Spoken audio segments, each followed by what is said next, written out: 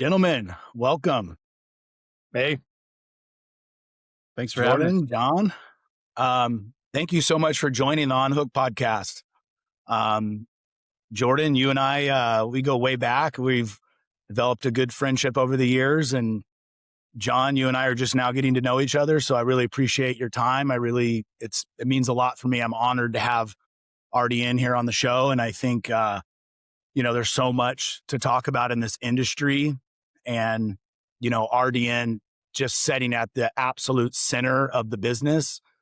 You guys are so important to so many people. I think there'll be a lot of value for the whole industry hearing from you two guys today. Thanks, man. Yeah, thanks for having us, and thanks for rescheduling. I had a last minute trip come up, and shout out to Vaughn for taking on the number one spot last week. So I listened to that. You did a great job. So it's always great to hear from Vaughn. Yeah, absolutely. Thank you guys. And as it worked out. I touched on it in that interview, but Vaughn, I don't know why. I know why, but like for whatever reason, Vaughn holds such a special place for me. I admire the guy so much, and I know so many people do. So having him as number one was almost even, made it even more perfect for my first episode. So having you guys number two as the hub of the entire business it's really cool too. So I appreciate you guys giving the audience your time. So I guess best place to start is you guys is like, let's just start with kind of the basics. Why don't you guys both take a moment and talk about, who you are for those people who don't know. You guys are some of the two most popular guys in the business, but introduce to the rest of the industry who you are and what you do at RDN. Yeah, absolutely. John Sibbitt, I oversee RDN and all of its operations. I came to RDN in 2019, January 1st, I think 2019. I knew Jordan and Justin from my days at PAR, which is when I kind of got my start in the business back in 2011. And I'm sure we'll get through that acquisition and Clearplan and everything about that, and Jordan and Justin and their role in that. But Justin hired me to come over to RDN in 2019, and here we are today. Jordan Sawalqah started repossessing cars 2008, 2009. Did that owned a business that my wife is now running, did that. And then in 2015, we found a Clearplan. 3 years later, that was acquired by Car Auction Services at the time, which is now OPENLANE. And I am the director of operations for Clearplan, RDN, and Clear Data. So anything really agent side of the house, I manage and take care of. Excellent. And Jordan, you were going to give your personal cell phone number out to the entire industry here. So when they had any questions or anything, they could just go right to you, right? We'll do that at the end. To this day, it is still on the Clearplan website. And John Sullivan put it on there at the time. He was insistent that it was this personal connection, and 4,700 people nationwide have my cell phone number. So the thing gets a lot of use. Don't feel bad if you're a good friend of Jordan and he doesn't answer. He probably has 200 text messages to triage. This is correct. I've seen his phone. That is 100% true. Yeah. Everybody wants to get involved and fix things until they are involved, and now everybody needs them. So true. So let's kind of go back into that a little deeper. Is maybe with you first, Jordan. Repossessor, built a company, extremely well-honored company. I think every single client event I go to and every single industry event, Star is walking off stage with awards. So you obviously, your wife and you built an amazing business. But let's go back maybe a little further and work towards that. Who were you as a kid, and how did you end up in the repo business? Yeah. So I'm an original Phoenician. I grew up in Phoenix, Arizona. It's a city of transplants, but I've been a desert rat for 41 years now and been out here my whole life. And really, I loved cars. I was car obsessed. So I think that kind of plays a little bit to our business and our industry, right? We're involved in some sort of automotive space. I was going to school and I was at a buddy's. It was a Saturday. It was just a bunch of friends hanging out. We're doing a little kickback. We're sitting outside in his balcony. I was smoking a cigarette and we watched a car get repossessed. And I think anyone that knows my demeanor, I am not a, super in your face guy looking for confrontation. But I think what was so appealing to me was that is a unique industry because the job exists, right? But I've never seen a job ad for it. And it was so intriguing that there was this multi, billion-dollar industry that really just kind of operated under the cover of darkness, right? So I started, I was just so motivated. I really kind of stopped. I mean, once I got out of school, I really stopped the professional journey of looking for a job in that industry. And I put on a suit and went into every single repo company and applied. I was overdressed, as I learned, as people were smoking cigarettes in the office at the time. This is 2007. It was a little bit of the Wild West, 2008. And I got a job with somebody and I had no training. I I got there at 7:00 at night to go out for my first night of work. And they were like, here's the keys to the tow truck. And I was like, well, I don't know how to use this truck. I'm new, I'm Jordan. I introduced myself and the manager was like, well, welcome home, man. So I always joke that I got really good at talking to people in the field because I sucked at operating a tow truck. I'd back up, lower the boom an inch because I didn't want to damage anyone's car, right? And I became a fantastic demand because I sucked at operating a truck in the beginning because I had no idea what I was doing. Started doing it and absolutely fell in love with the job. I had trouble in an office setting, being stuck in a cube. That's where I actually met my wife. We worked at Wells Fargo together, the call center. I was terminated for not showing up to work because it was just so hard to go there. And I just loved the job. I can remember driving back from a city called Casa Grande, Arizona, listening to Pink Floyd at 3 a.m, absolutely blown away that I was getting paid to do this. I just thought it was the coolest freaking thing ever. So my wife saw how much I loved it. I was tired of working for people in the sense of I wanted to do the business a little bit different, maybe more of what we see today by a compliance standard. I tried to operate really professionally. People were going through a really hard time. They deserved to be treated with dignity and respect. Where a lot of my peers at the time, this is before CFPB and compliance, were kind of operating with a little bit of an iron mallet mentality. And I just did really well. And the companies I was working for probably didn't follow the moral compass that I wanted to create with a business. So my wife puts her whole life on hold. She quits her job. We do it together. She was going to get her master's degree. She stops everything for really this dream that I had.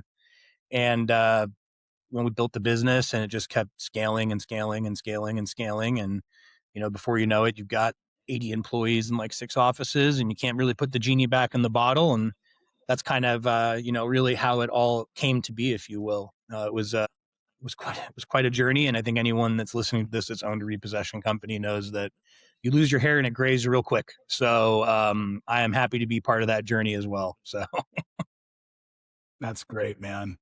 That's awesome. Thanks for sharing. Yeah, no problem.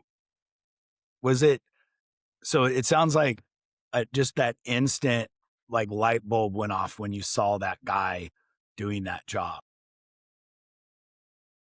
And it just clicked for you, right? It did. It was just, like I said, it was intriguing. I understood the safety risk and the danger. And I'm someone who's never had a broken bone or gotten stitches in my entire life. So I'm a pretty risk adverse guy by nature, minus racing cars on a track. That wasn't the attraction. It was, like I said, it was just so unique to me. And then when I started doing it and realizing, hey, people are, I try to be an empathetic person and they're really going through something very personal and struggling. We've all, I think anyone on this call or anyone listening has been at a point in their life where they were struggling, whether it was, fiscally or mentally. So it it really just felt like, it's weird to say like you felt like that was kind of your calling, but I was able to defuse situations, and more oftentimes than not, you're ending the situation with a hug and just telling people everything is going to work out okay, And I really enjoyed that because I was watching my peers and my competitors at the time do things very different. We had a lot of success in just being really good to people. And it's kind of interesting how the calling switches, right? Because it was the attraction to this unique business that I had never seen a job ad for. This is before Indeed and all the things, LinkedIn, that we look at today. Almost looking for jobs in the paper, which is makes me feel old to say out loud. I think with you.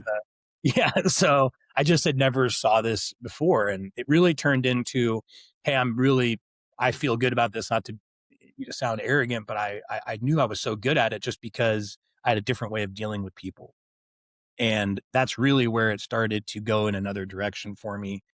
And then the CFPB comes out, compliance actually starts to take the forefront. You're not allowed to knock on someone's door after 9 o'clock. And that's really what I felt like my competitors and my peers were doing to be successful, their version of successful.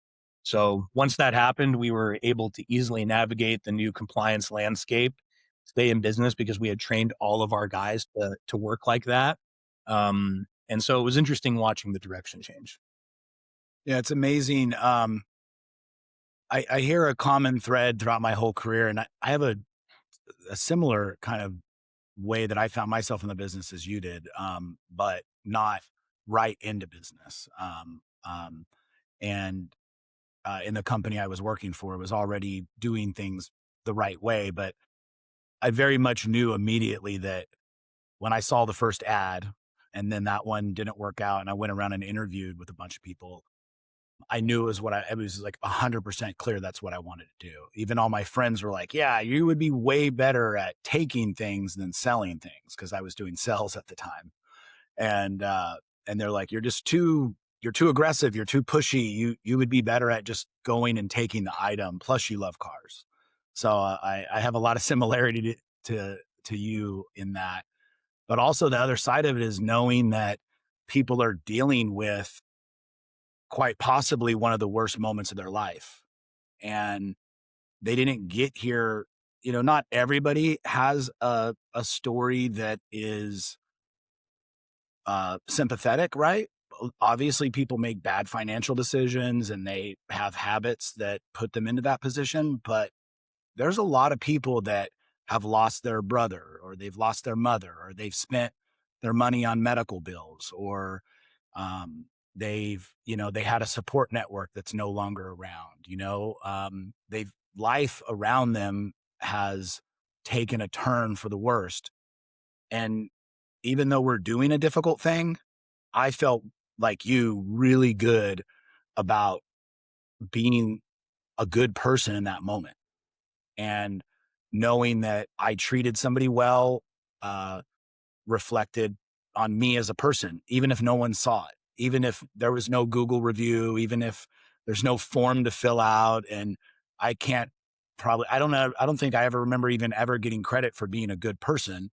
But for that moment when that person's looking at me and I've calmed the situation down, I've kept myself safe like you, right? I'm trying to keep myself safe by being somebody's friend. So I love to hear that from you as well, and to know that we kind of came from the same place. And I think some of that I brought was probably growing up in a rough part of town and not having a perfect childhood led me to kind of care for people a little better in their worst moment. Agreed. Very, very similar in that regard, especially the last few sentences. It's I don't know how treat people the way you'd want to be treated, and they're going through something like you said. It's a very fragile time in their life, and I think it's really our job and our duty to just be good people and try to make that as palatable as possible for people. Yeah.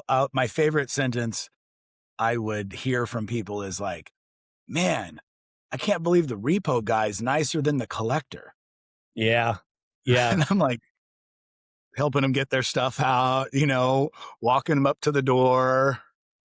Yeah, It's a that's great, compliment, man. Jordan. I love hearing that. I mean, I've already known a lot of that about you, your demeanor.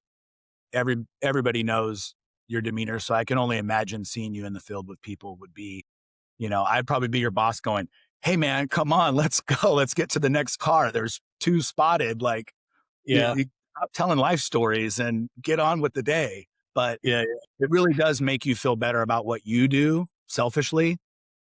There's a part of it you're giving to yourself, right? You're going home at night and you're like, "Hey, I had this story. I had this moment with somebody and I feel like I made at least a little better impact on their life in this moment for as shitty as it is to have your car repossessed."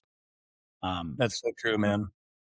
So, John, you have a different path. I'm a college dropout, and Jordan, him and I both came from the field in similar ways. I think that has its unique kind of like similarity in the repo business. People come from all different places. You have a pretty strong professional track, and I read some interesting, uh, you know, university. You went to DePauw, and then you spent time in Dublin. Yep. And then I love hearing about your professional track and how you ended up in such a interesting business. Yeah, kind of unique. Kind of a traditional childhood, small town, grew up on a farm. Um, what do you call them? A latchkey kid, right? We were kids of the 80s and 90s, so no cell phones, just doing what we wanted to do when we wanted to do it. Kind of great. Played sports as a kid, and then went to DePaul University with a W. So there's a DePaul in Chicago with an L, and then the DePaul with the W's in a small town in Indiana. Um, I was really the first one in my family to go to a traditional university. So I just thought, hey, you go to college and then you land a great job, right? Like I didn't know anything better. So I didn't really know how to get involved with internships and really what to do after. And then I also was a product of the '08 9 recession. That's when I graduated. So that was a beautiful time to try and find a job. So I actually moved up to northern Indiana and helped out a friend's grandma. I was driving Miss Daisy for like a year. And then I said, hey, I probably need to find something to do with my life and career. But as you mentioned, yeah, I did study abroad um, in Dublin, Ireland as well. Did some finance I'm sure class. you fit right in. I did. Yeah, I did. Actually, um, there's not as many redheads in Ireland as you would suspect. So, more darker hair. And I'm actually more Scottish. I've got no Irish. I did a DNA test like 5, 6 years ago. So, interesting fact. I'm Scottish and English. But um, so again, I'm graduating in probably the worst financial crisis that, I've been a part of other than, COVID for about a year and a half. And so I moved down to Indy and was having a really hard time finding a job, right? I got rejected by several companies. I, it, I interviewed for a company that made boxes. I didn't even get that job. I got rejected from Angie's List, which was a big company down in downtown Indianapolis with a lot of young workforce. And so my friend's like, "Hey, you gotta just find this temp agency." So I got with this temp agency. I landed this job um, for Liberty Recovery out of Michigan, but that was a company that was acquired by Odessa, which was acquired by PAR. So they stuck it under the PAR umbrella.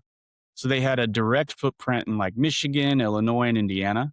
But they also had a forwarding side to their business for a specialty lender. So we like razors and tractors and mowers and all of these things. So I kind of dabbled in that forwarding space and I didn't know anything, right? Nothing. So I'm calling these agents in the field, hey, I need an update. I need an update. And they just hated me because I was asking them for an update every 3 days because that's what I was supposed to do, right? I'm calling Jordan in the field basically and saying, hey, Jordan, what happened at 123 Main Street?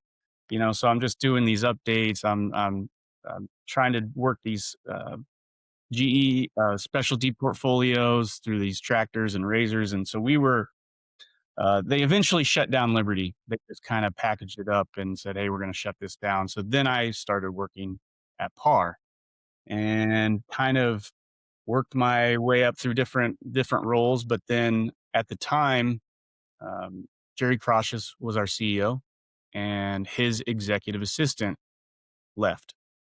And I was like, man, if I want a seat at the table, this is the way in, right? So I applied for the job.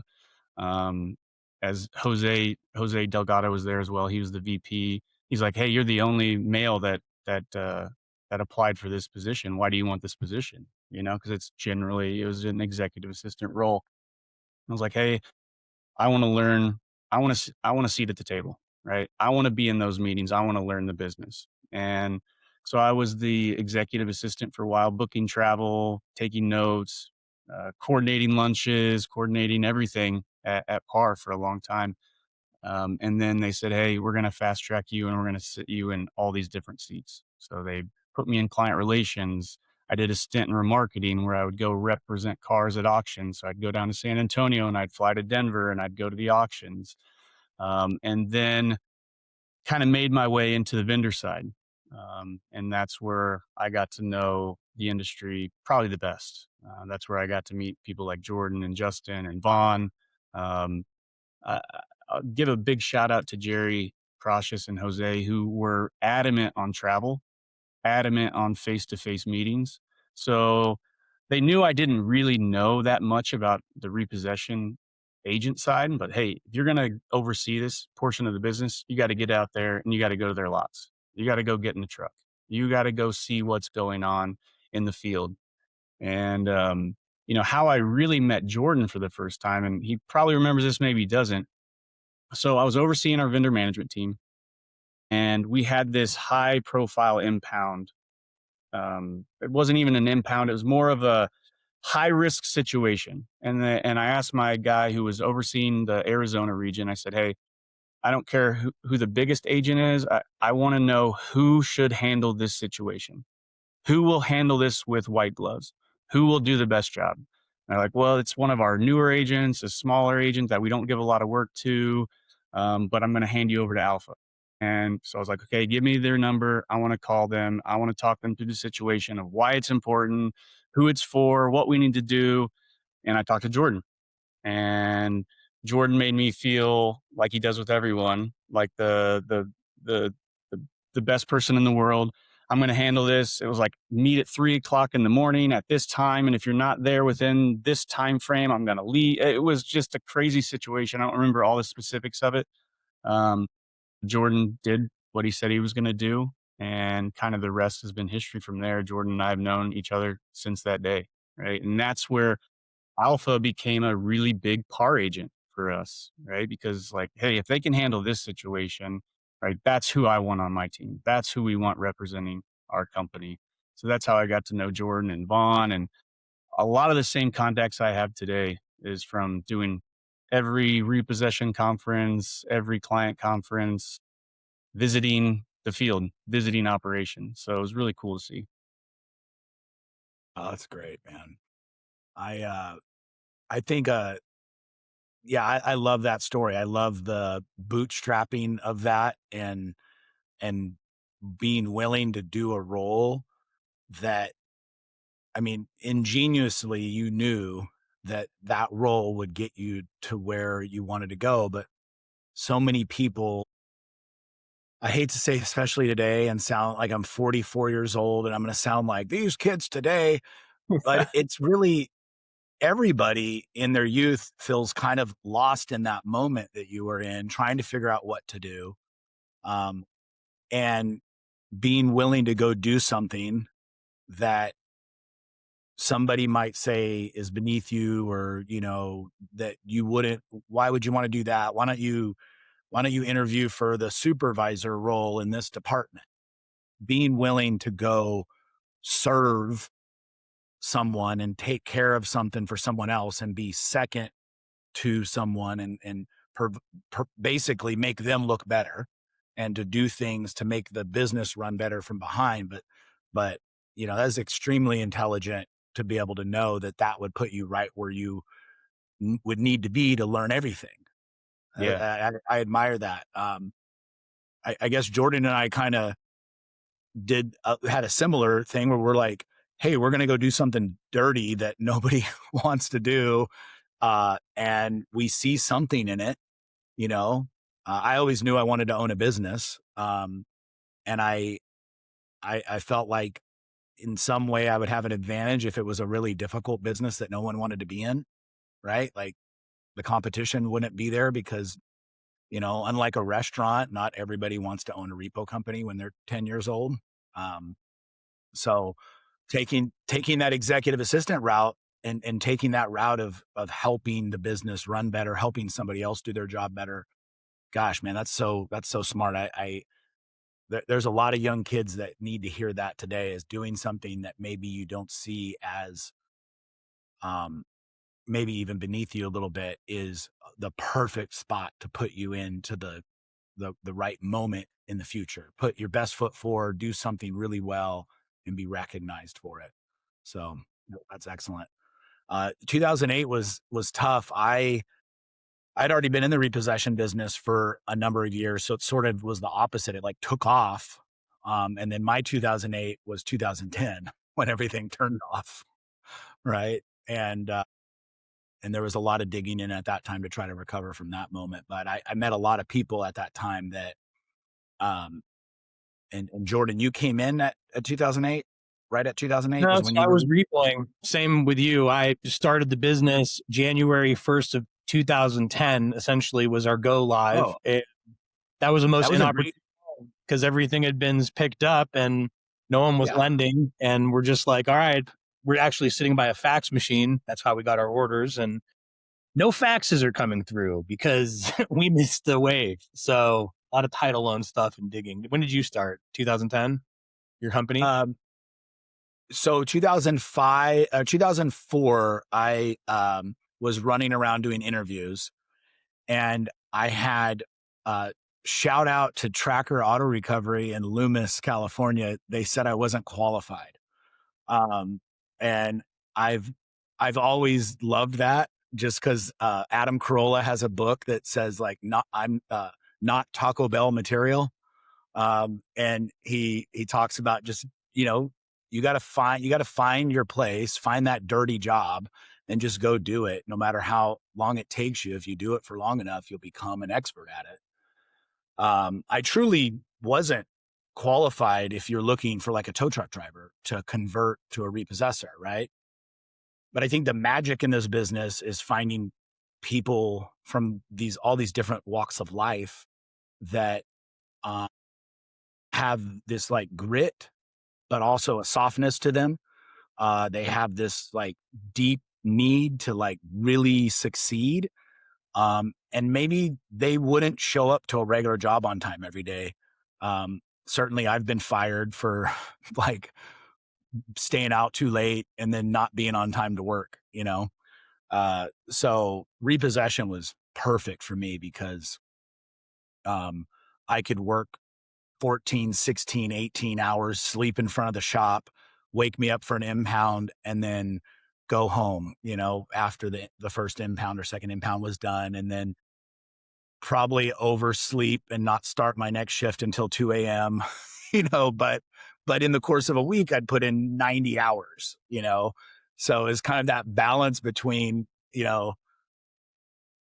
being consistent. And I looked up to the guys that were consistent. There's a guy who works for our company today, who I actually remember calling him in the field because my boss at the time was like, "You're a sprinter, and then we can't get a hold of you. And you need to call this guy and talk to him." And he's every night at 8 p.m. and he's done every morning at 5 a.m. every single day, Sunday through Thursday. And you need to learn from this guy. So being willing to learn and be humble and collect a lifetime of skills from as many people as you can meet, and as many people are willing to tell you what made them successful. I think that's kind of like, that's always been my superpower a little bit. But yeah, repossession, it was really weird in that first couple years, because I think us repossessors that were there in 05, when we hear people say there was a financial crisis in 08, we're like, bro, that started in 05. Like, we were starting to see it.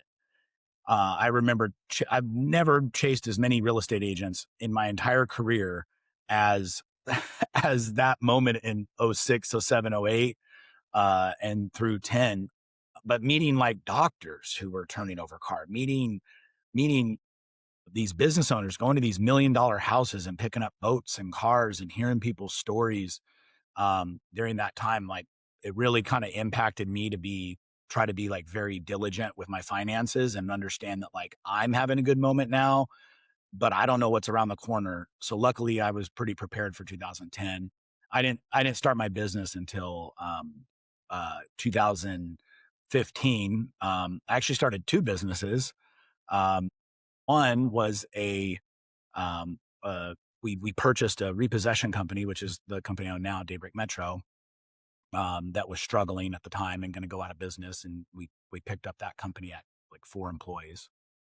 And then the other one, of course, was a software company that didn't do too well over the first 3 years. We learned a lot and learned a lot about the business, and came out the other side with a lot of experience.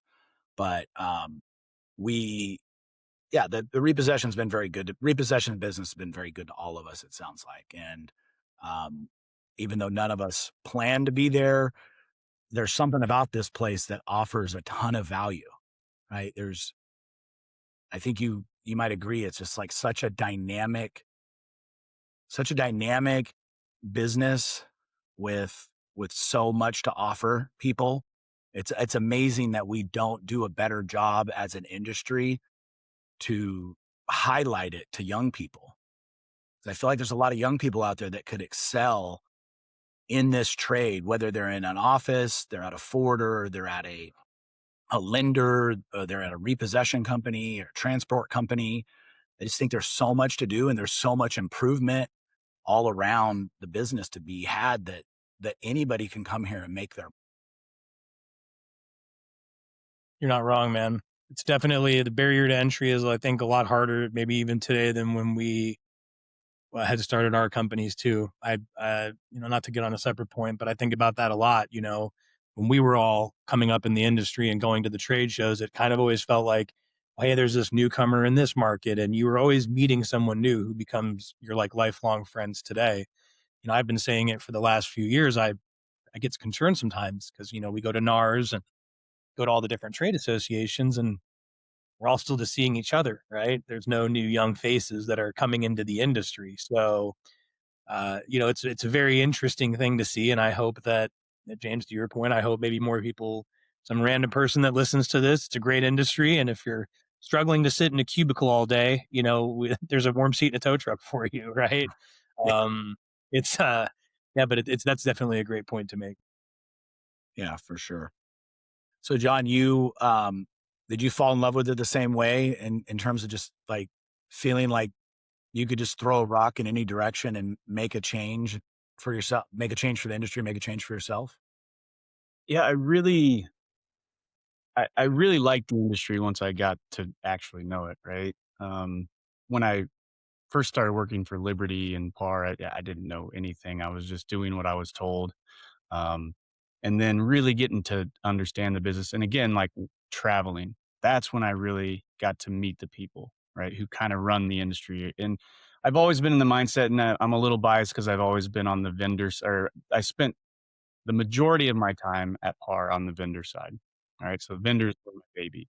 Right. So uh, I have some bias on that side of the house of like, hey, that's what makes this industry tick, right? And we've always got to take, especially being a forwarder, you've really got to make sure you take care of your vendors, listen to your vendors, and I felt like I did a good job with that, right? And it's I met people like Jordan and Jeremy Cross and Vaughn and Stephanie Finley. Like to Jordan's point, like I'm seeing the same people over and over again, and I've known them for years and years. And it's really cool to see those small businesses, right? Like Alpha was a very small company, um, IRS was a very small company, and now those are Jeremy's speaking at the trade shows, right? He's starting software companies, right? These are the industry leaders of today. And to your point, hopefully, and I think we're seeing it more. Maybe we're becoming as we called, the gray hairs of the industry. We're getting up there in age. So I know there's newcomers. They're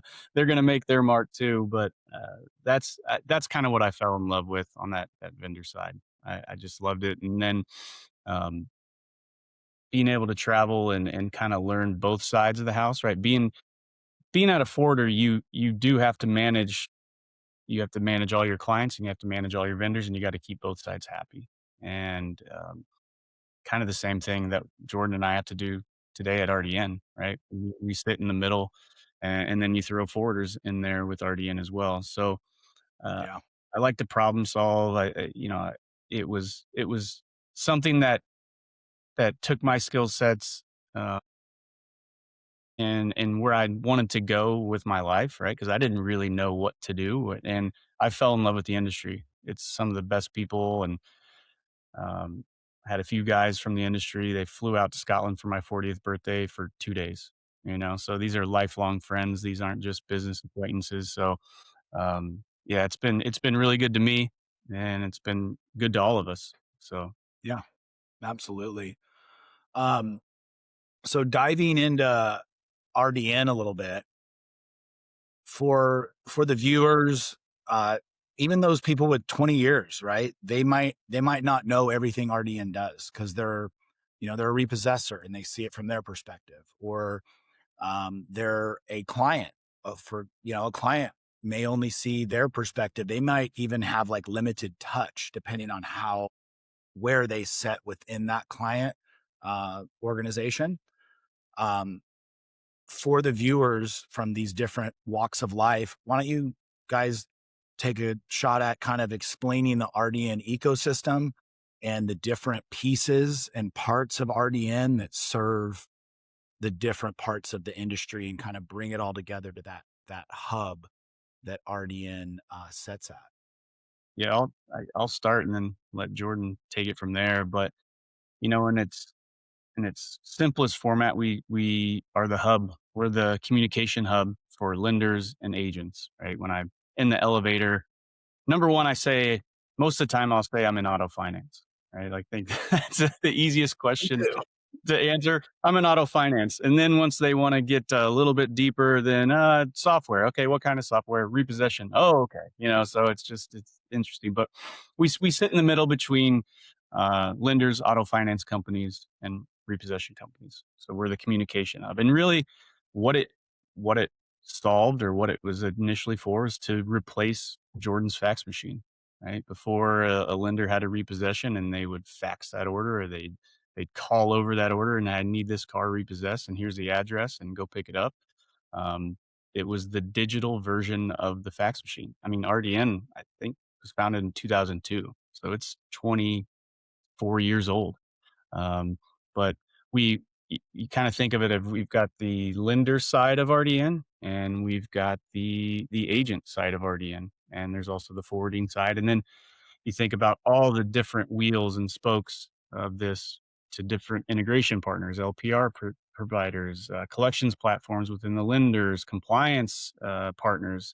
So a lot of different communication comes through RDN. And when I was at PAR, we had eViper. That's where the agents lived, right? And then that was one of the big things that we implemented when I was at PAR, is like, when I went to Jordan's lot, when I went to Vaughn's lot, when I went to all these repossession, they're like, get me out of Viper. Just send the order in RDN. Send the order in RDN. Right. And I think we've lost sight of, not lost sight, but we kind of forget that most of the forwarders back, what, 10 years ago, 8 years ago, they all had their own Viper, right? They all had their own agent portals. And throughout these last few years, 10 years, right, RDN has become that agent portal side for the forwarders and the lenders. So Jordan, you want to take over from there? What is Yeah. RDN? Yeah. So I think you knocked it out of the park, man. So I think we're maybe, I enter the equation a little bit, and James, you do too, right? Is that RDN was an awesome tool, but we had smartphones in our pockets, but there's a certain matter of this part of this business is logistics based, right? And, we come in with Clearplan and we really try to automate the way the guys are running and clear communication in the field to update RDN in real time. So we're not chasing updates down anymore. Again, you bring it up again, you have a smartphone in your pocket and you're writing down notes that you're going to fax over to somebody, at the end of your shift. So we really, really wanted to try to automate the logistics side of the business, right? And then from that comes clear data, which is free and actually probably takes more computing and engineering and code work to keep afloat because it's so big now. And we really wanted to automate the post recovery side of the business, right? So I think what's really been cool is John has done such an excellent job in our beginning team of really putting every single forwarder and lender into RDN, working so diligently, to his point, traveling all the time, just getting in front of people and saying, hey, this is where the agents live. You live in this ecosystem with us, right? And the other, side is really getting the agent side to get on our software. It's going to save time, FTE, it's going to automate things. If Pradeep, one of our original founders of Clearplan, said something, he said, if software doesn't save you time and money, it's useless. And that quote will always stick with me. It's, I can't remember what I had for breakfast sometimes because we're all so busy, but that is a quote that's etched into my brain forever. So I think that's what RDN is try to save time, money, and FT. Specifically for clients, what is the big gain? What is when they're going from their current method to RDN? What is the pitch? What's the big gain for a lender? And then we'll do the same thing for a forwarder and a repossessor, but take it in any order that you see fit. Yeah, I think, in 2019, when I came over, whenever I would go talk to lenders, because that's what I was tasked to do. Hey, you're going to come on and your job is to win major lenders, get them into RDN. And it was really the sales pitch, or the pitch to them was, you want to be in the system where the agents are, right? You want to make it easier for your vendors. So to make it easier on your vendors, you need to be in the system in which they live, right? And so it it wasn't much more than that. And um, a lot of lenders got that, right? And the easiest part for me, at least I think, is it wasn't just me. I had 1,500 agents saying the same thing. I had so many salespeople that were in my corner that we didn't have to pay. We had the best sales team on the ground, which was the agent saying, "Hey, we live here. This is where our updates are. This is where we log in every day. Why can't we just use this system?" Right? I don't want to go to 5, 6, 7 different systems. I want to live here. This is where the ecosystem is. So that was really the pitch. You have to remember, a lot of lenders, yes, they use RDN, but we're integrated with them through their collections platform. So sometimes they don't even know how they use the system. That they even use RDN, right? They're using their collections platform, which connects to RDN through APIs, which then talks to the agents. So, but really kind of at a high level explaining, okay, if you're not using RDN, if you're using a separate system, then they have to go grab that order. And then there's the potential for, inadvertent repossessions because they're not really using that system. They're using this system. So whenever they close down at 5 p.m., hopefully their orders are up to date. And if you make a payment late at night. So that was really the pitch, right? Stay in the system in which the vendors live. And that's what the forwarders found out over the years. Hey, we don't need eVipers. We don't need the web trackers. Let's just get into the system where the agents live. And that's what it was. Yeah, absolutely. That was a very interesting moment in time. Prior to that, like you mentioned, Jordan, and I actually joked with Vaughn about, because he has a printer right on his desk. And that was like right at the very beginning of our conversation. I go, Vaughn, is that a fax machine still on your desk? And if you know, if you were there at that point, which I was, I kind of made myself seem like I wasn't of that era, but we absolutely were of the fax machine era. We were also RDN, iRepo, and 5 other eTracker and all the other systems as well. And there wasn't as stringent of an expectation at that time. I mean, I remember at that time, our policy was if you didn't close it before 5 p.m., you had to call the after hours number to get it closed. It doesn't matter that you sent a fax. Obvious for, consumer protection and fairness and these things, that obviously had to change. But the first change that was made, if you guys remember, was all the forwarders just said, hey, we're not going to put it into one system anymore. So they had it in one system, and you got it from that system, or you got it from the fax, or both, however you did it in your company. But the next decision before they went fully into RDN was they all said, hey, we have 10 different clients and they all use different systems. So you, agent, are going to log in to these multiple different instances to grab the order, and you're going to figure it out, which you sort of can't blame them for understanding that it's an overwhelming process. But it was just such an interesting move to put it on the one part of the business that you need to be boots on the ground. You need to be highly effective and efficient at recovering the cars. And then everyone sitting in the offices with the technology and the money and the VC backing and all this money to develop technology. And they all just said, hey, we're just going to not move anything into a separate order, a separate system anymore. Thank God that went away. You guys get a tremendous amount of credit for, largely across the entire industry, getting everything in almost every lender, major lender into RDN. And obviously keeping the local client portion of it and allowing that flow of work to come in and keeping those pieces, it really has made a huge impact. But I do love, John, that you mention the agencies, because I think a large part of that story is the trust from Justin. I actually met Justin and Jordan, but I actually met Justin at a gas station in Reno. As I was the manager, and he, I don't know where he was in his business at the time, but he was in a truck filling up diesel. And I pitched him. I'm like, hey man, are you a repossessor? And he goes, yeah, I'm, Justin Zane. He introduces himself, and oh, Zane Recovery. And I go, oh, never mind. I was going to try to hire you. We meet each other that time, and then we became friends.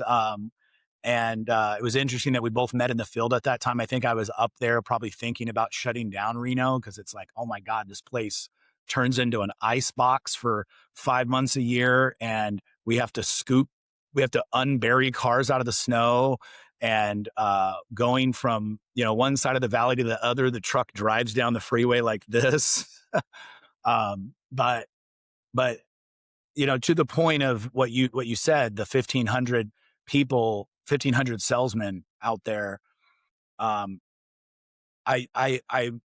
It's one of the questions I was going to ask or one of the things I wanted to toy with you guys a little bit was that trust was given on credit. They believed in Jordan and Justin.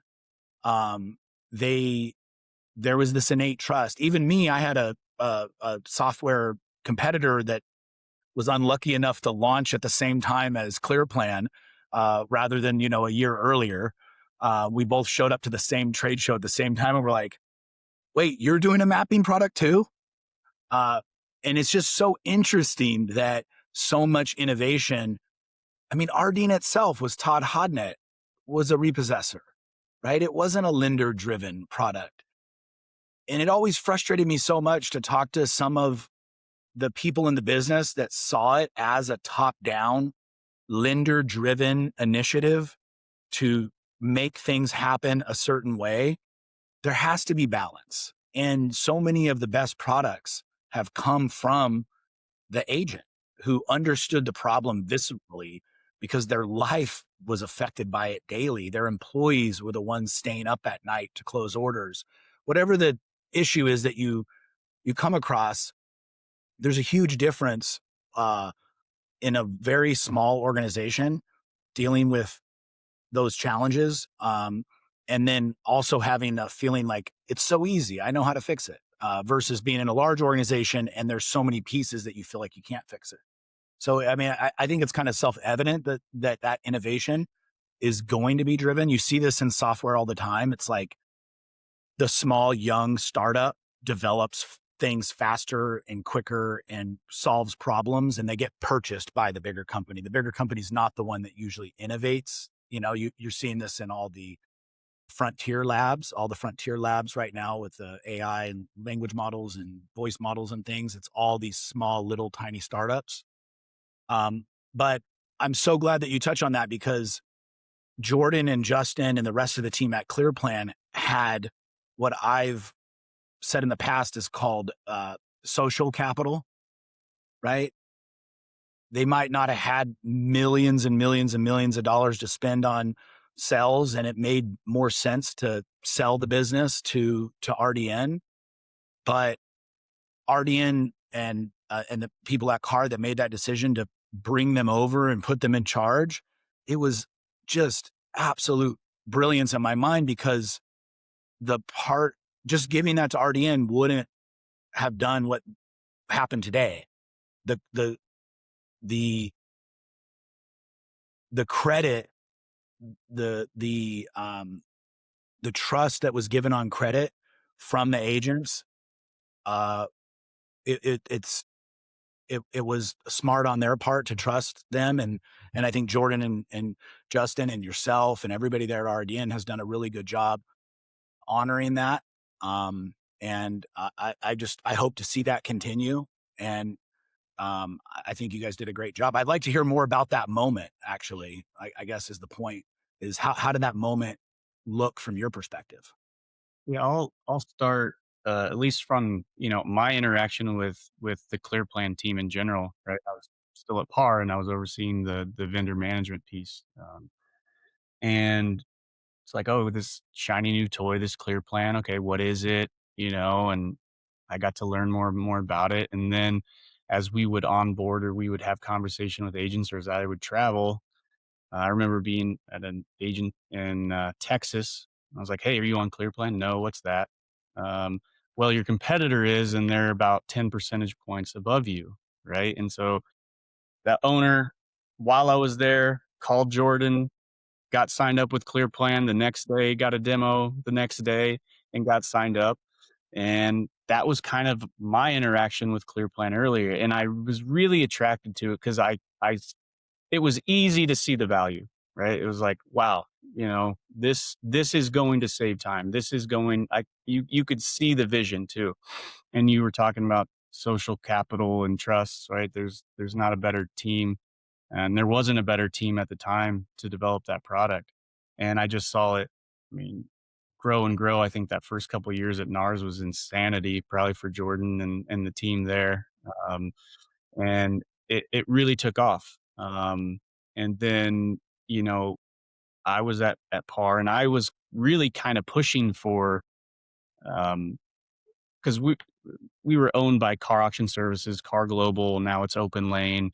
And I was at least able to say, hey, we really need to take a look at these guys, right? Like RDN is not really advancing. Clearplan is. So we really need to take a look at this, right? Or RDN could be in big trouble, So um, they did listen, right? And so, Jordan can tell that story, but the evolution of Clearplan and the acquisition was a really big time. And it was really cool to see.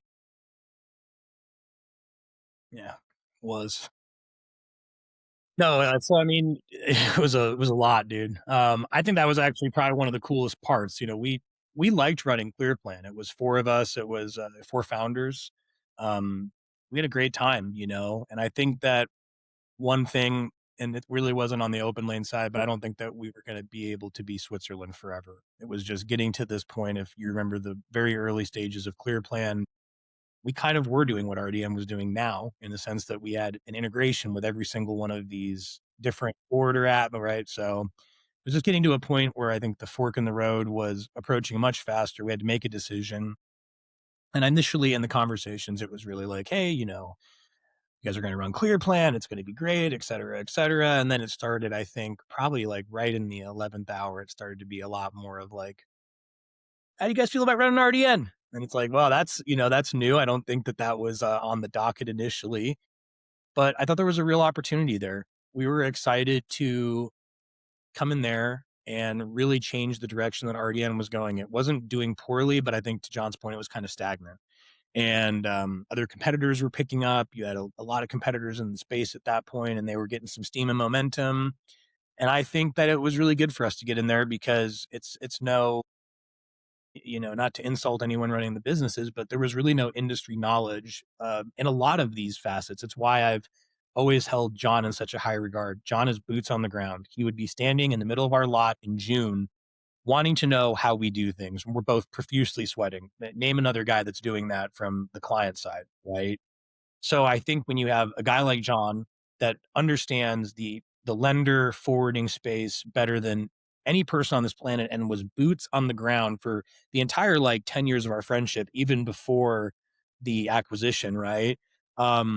And then you had Justin and I, who were very agent centric, and now Justin has really moved up the ladder here at OPENLANE. But I think it was a complete powerhouse combo, and it was awesome. So we had to, we made some changes, but I think that's why you've seen such a dominant force behind the RDN team at this time, is because we have just got industry experts really in every segment of it. And it's not just John and I and Justin, everybody, our teams, our developers, like I think we have an absolute dream team. So I think that's why it's been an amazing journey, but that's probably the highlight of it for me, is getting RDN turned around and having a really awesome direction the last few years.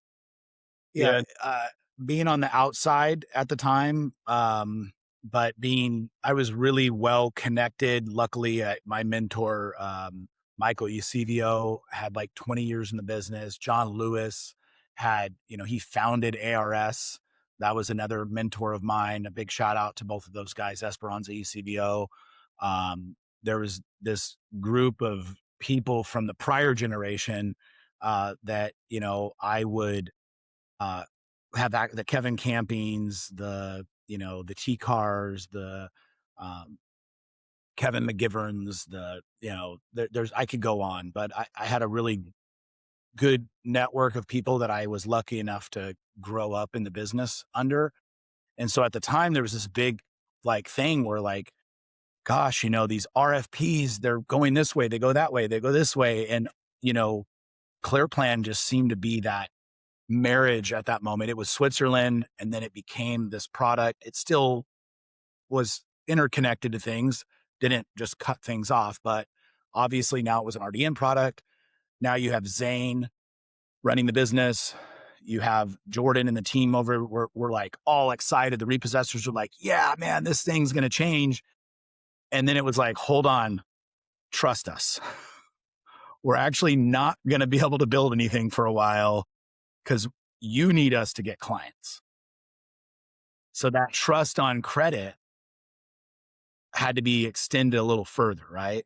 And it had to be like, trust us that we know there's technology you need to run your business, but actually strategically, it would make more sense if we got as many of the clients converted to RDN. And of course, all of our development resources are going to be expended on that process. So there was, I guess, maybe talk about that a little bit, because you, Jordan, probably expected that you were immediately going to come in and be able to build even more cool stuff, and just Clearplan was going to have this publicly traded company, and now Clearplan was going to take off. But in reality, they needed you guys to help implement the client, this whole client package. Yeah, John and I, we joke about that sometime. I mean, all of us, kind of all the initial founders, is, you get here, especially on the agent side, I think we're so used to just kind of getting, a little bit of like, it's dictated how we're going to do things, and there's really not a lot of say. So, you got to think, I'm a recovery agent. That's where I started. I'm now coming into this publicly traded company, this big oil tanker of a company. And I'm like, I felt like I was yielding an 8-foot long samurai sword. Like, I am just going to kill it. And, I think you become humbled right away. Not in the sense that like we didn't get to do the development we wanted. We didn't. We had the, we had our customers were awesome and trusting us that it was going to take a little while, but it was really where John and the business team absolutely crushed it. And without lenders and RDN, there is no RDN. That is the point, is to have everything be in one centralized system. So John and his team absolutely scorch earth. They get as many, if not almost every blue chip lender and forwarder into RDN and that ecosystem. And now, thankfully, the last couple of years, I've been able to do some development stuff that we wanted to work on a long time, 3 or 4 years now. But yeah, that was definitely humbling, man, to your point. Getting in there, you're excited and you're like, okay, I need to sit down in the corner for a little bit and fix some things, and then we'll get to the fun stuff here in a little bit.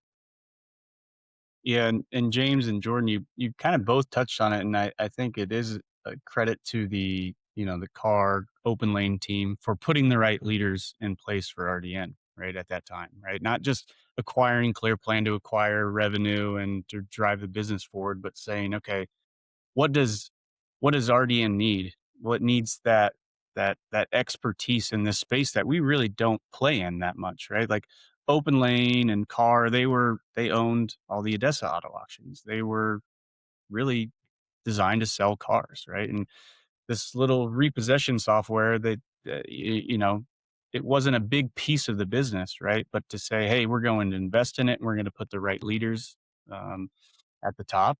I think that was a game changer, right? Putting the right people in the right positions, and then to your guys' point, like, okay, we've got to do this before we do this, right? Like Right. we've got to get these lenders on board so we can get to uh, all the things that drive the business on the other side, which is the agent piece, and that's always the balance that Jordan and I both have to play, right? And I think that was probably the humbling part. Because Jordan and at 6, 7 people, right? If that, they could move really, really quickly. And things, it's not even so much at a big company, but large lenders, things don't move fast. Things don't Right. move fast at all. These lender onboard integration from talk to implementation, 2 to 3 years, right? Sometimes, right? Development work over a year sometimes. And it takes, shout out and a big credit to some of those lenders that we have been able to move in the last 5 years. It takes someone to make a pretty hard decision to move or to put the trust into another software and to get the resources. And Right. some of them, yeah, we'd love to do it, but then that means I've got to knock these 15 things off my priority list, right? Everyone's got a big tech debt. They've got things they want to implement. So to really move someone off a competitor system or just an internal system, it takes a pretty big decision, a big financial decision, a big tech decision. So there's a lot of moving parts to make those implementations happen.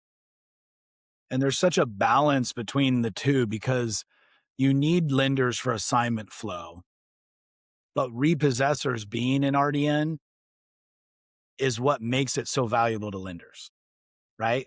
Just 100%. having RDN out there, or let's ABC repo software out there, um, it could have all the greatest technology. I mean, we've seen some pretty good products over the years in different places, but there's a network effect to RDN, right? This is no different than a social media system, right?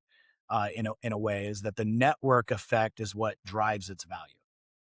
And by having even agents who weren't RDN centric, I wasn't RDN centric at one point. Jordan, I know you started in a different product. But you still used RDN, right? Because 50% of your business, 60% of your business was in RDN. And then it kind of went maybe 50-50 for a while. And then now it's back to like 90%. So knowing that you need agents to do well, and you need agents to be high performing, but you need assignment flow. How do you balance the needs, including the forwarder, but how do you balance the needs of a lender, a forwarder, and a repossessor when the repossessor is what will drive the value for the other two parties, but the tech debt you need to make that client happy and you need to make their process.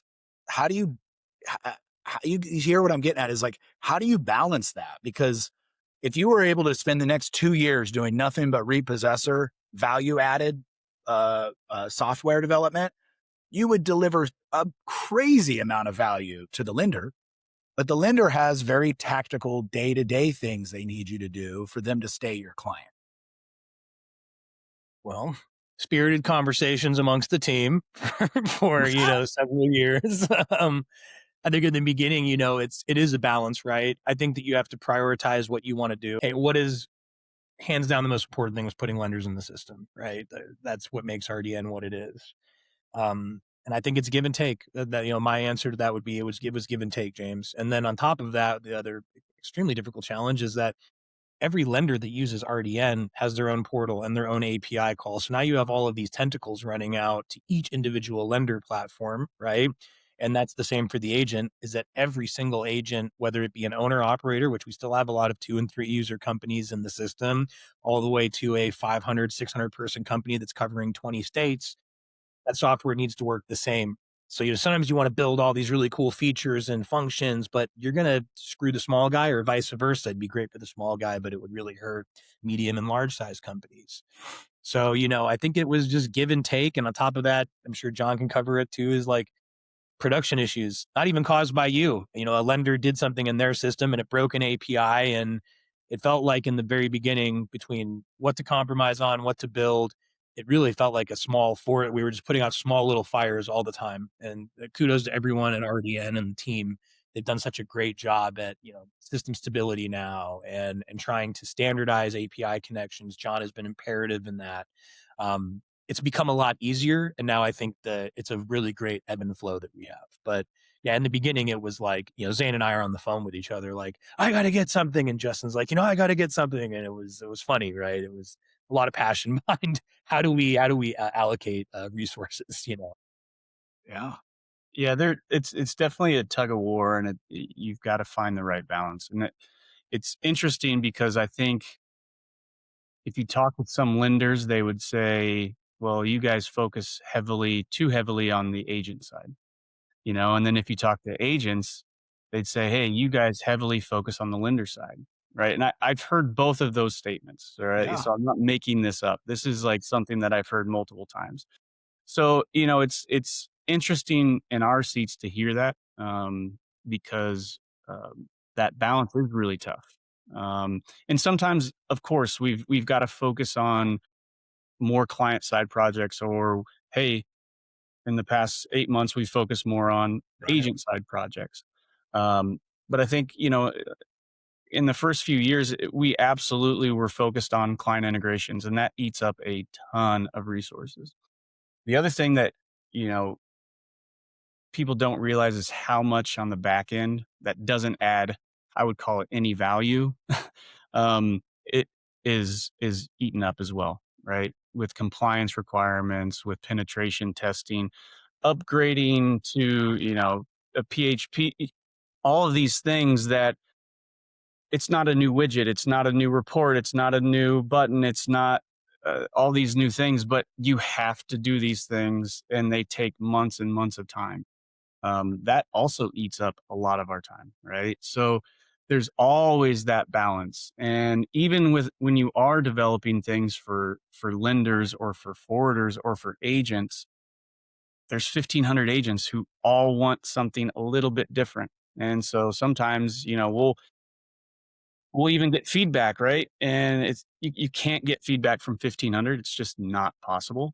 So sometimes what we think is a great idea and the feedback that we've gotten from multiple customers, man, we've learned a lot that wasn't very good. Or we've had to customize it to say, okay, well, we've got to add a flag or some sort of rule to say, well, you can turn that off or you can turn that on based on your specific company's requirements, right?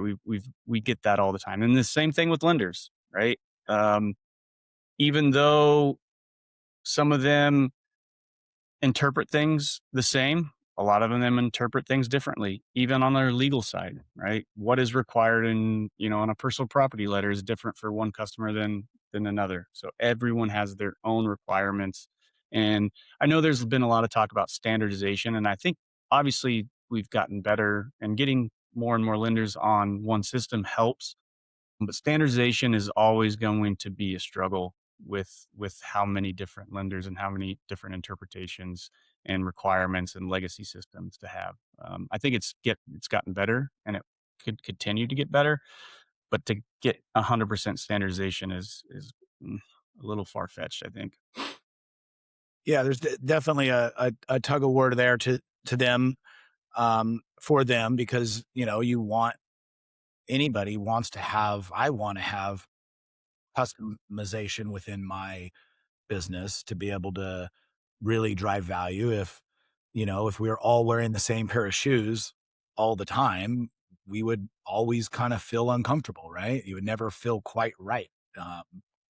So I think hopefully, um, not to, I think that there's a lot of different opinions on AI. However, I think one thing is clear, like the most recent stories out of Mythos and Fable 5 from Anthropic was that they found just in like the first 30 days, like 30 years of vulnerabilities in the companies that used those systems to where humans make mistakes and developers don't build systems as tight as they thought they did. And they had 30-year-old, from what I understand, 30-year-old 0-day exploits that had never been found, and Mythos found them in a few days. Like even big companies like Salesforce said that they found 0-day exploits in their software that had existed since day one. So does AI give you guys hope? I know this is a touchy subject for lenders. I know that there's all kinds of contractual things, and there's different like consumer protection pieces of the puzzle. But just speaking specifically to development and to deliverables, does this? I would imagine. I recently read 99% of developers are using AI tools within their process, whether it be for security review. I just recently saw that there was a agentic SOC system now available where it runs real time 24/7, 365 SOC compliance, not just a once a year test, but 24/7, 365 SOC testing. Um, does AI give you hope that you will be able to develop faster, cheaper, and more customizable for your clients, their deliverables, but then also allow Jordan to get back to the part he probably so desperately wants to get to? Yeah, I think, AI is something, it's a buzzword, obviously. Um, and I think you're touching more on the AI on the development side, right? Which 100% is everyone's using it in terms of helping them develop products. Um, I, I know firsthand, especially in the last year, it's helped us speed up development. Um, and I'm hopeful that it's going to continue, right? And it's not even just with development; it's with the testing, it's with the automation, the QAT part, the compliance piece of it. Um, that has been 100% super helpful. Like our latest release with RDN Pro and the reporting dashboard, um, things that we got to set up a lot quicker than we would have been in the past, right? Now, in terms of the other side of AI is the concerning part. It's kind of like Jordan and I always talk about the comparisons to the cloud, right? Everybody was scared of the cloud. You used to have to physically go to the server room in Carmel, Right. Indiana for the car, global server room to do your compliance audit, and nobody wanted their data in that cloud, right? Absolutely not. And the same thing can be said about AI. Now, others are less scared about it, but there's still a lot that are, right? The Yeah. There's the technology, education. Yeah. yeah, the technology is gone too fast for compliance to keep up, and that's any business. Compliance can't keep up with the technology. So I think, I think that's why I was so excited to see that sock product release, because I was like, oh, okay, now we're getting somewhere. Is that we're speaking to, and obviously Mythos push that, obviously the owner of Anthropic running around that the world's on fire and scaring everybody about AI doesn't help. But at the same time, it does help us to understand like these products aren't just going to make like me faster or you faster at development or someone faster at analysis in the right context, within the right framework, with the right guardrails. Banks obviously are using it ubiquitously, but it's yet to be defined on our side. But obviously, this can also be used to do better everything that we're currently doing to protect a consumer. I mean, imagine a scenario where like holds and closes and, dual assignment, double checks and lien verifications and all these things work faster and they work with still a human in the loop, but more in an observatory role, getting getting the outputs.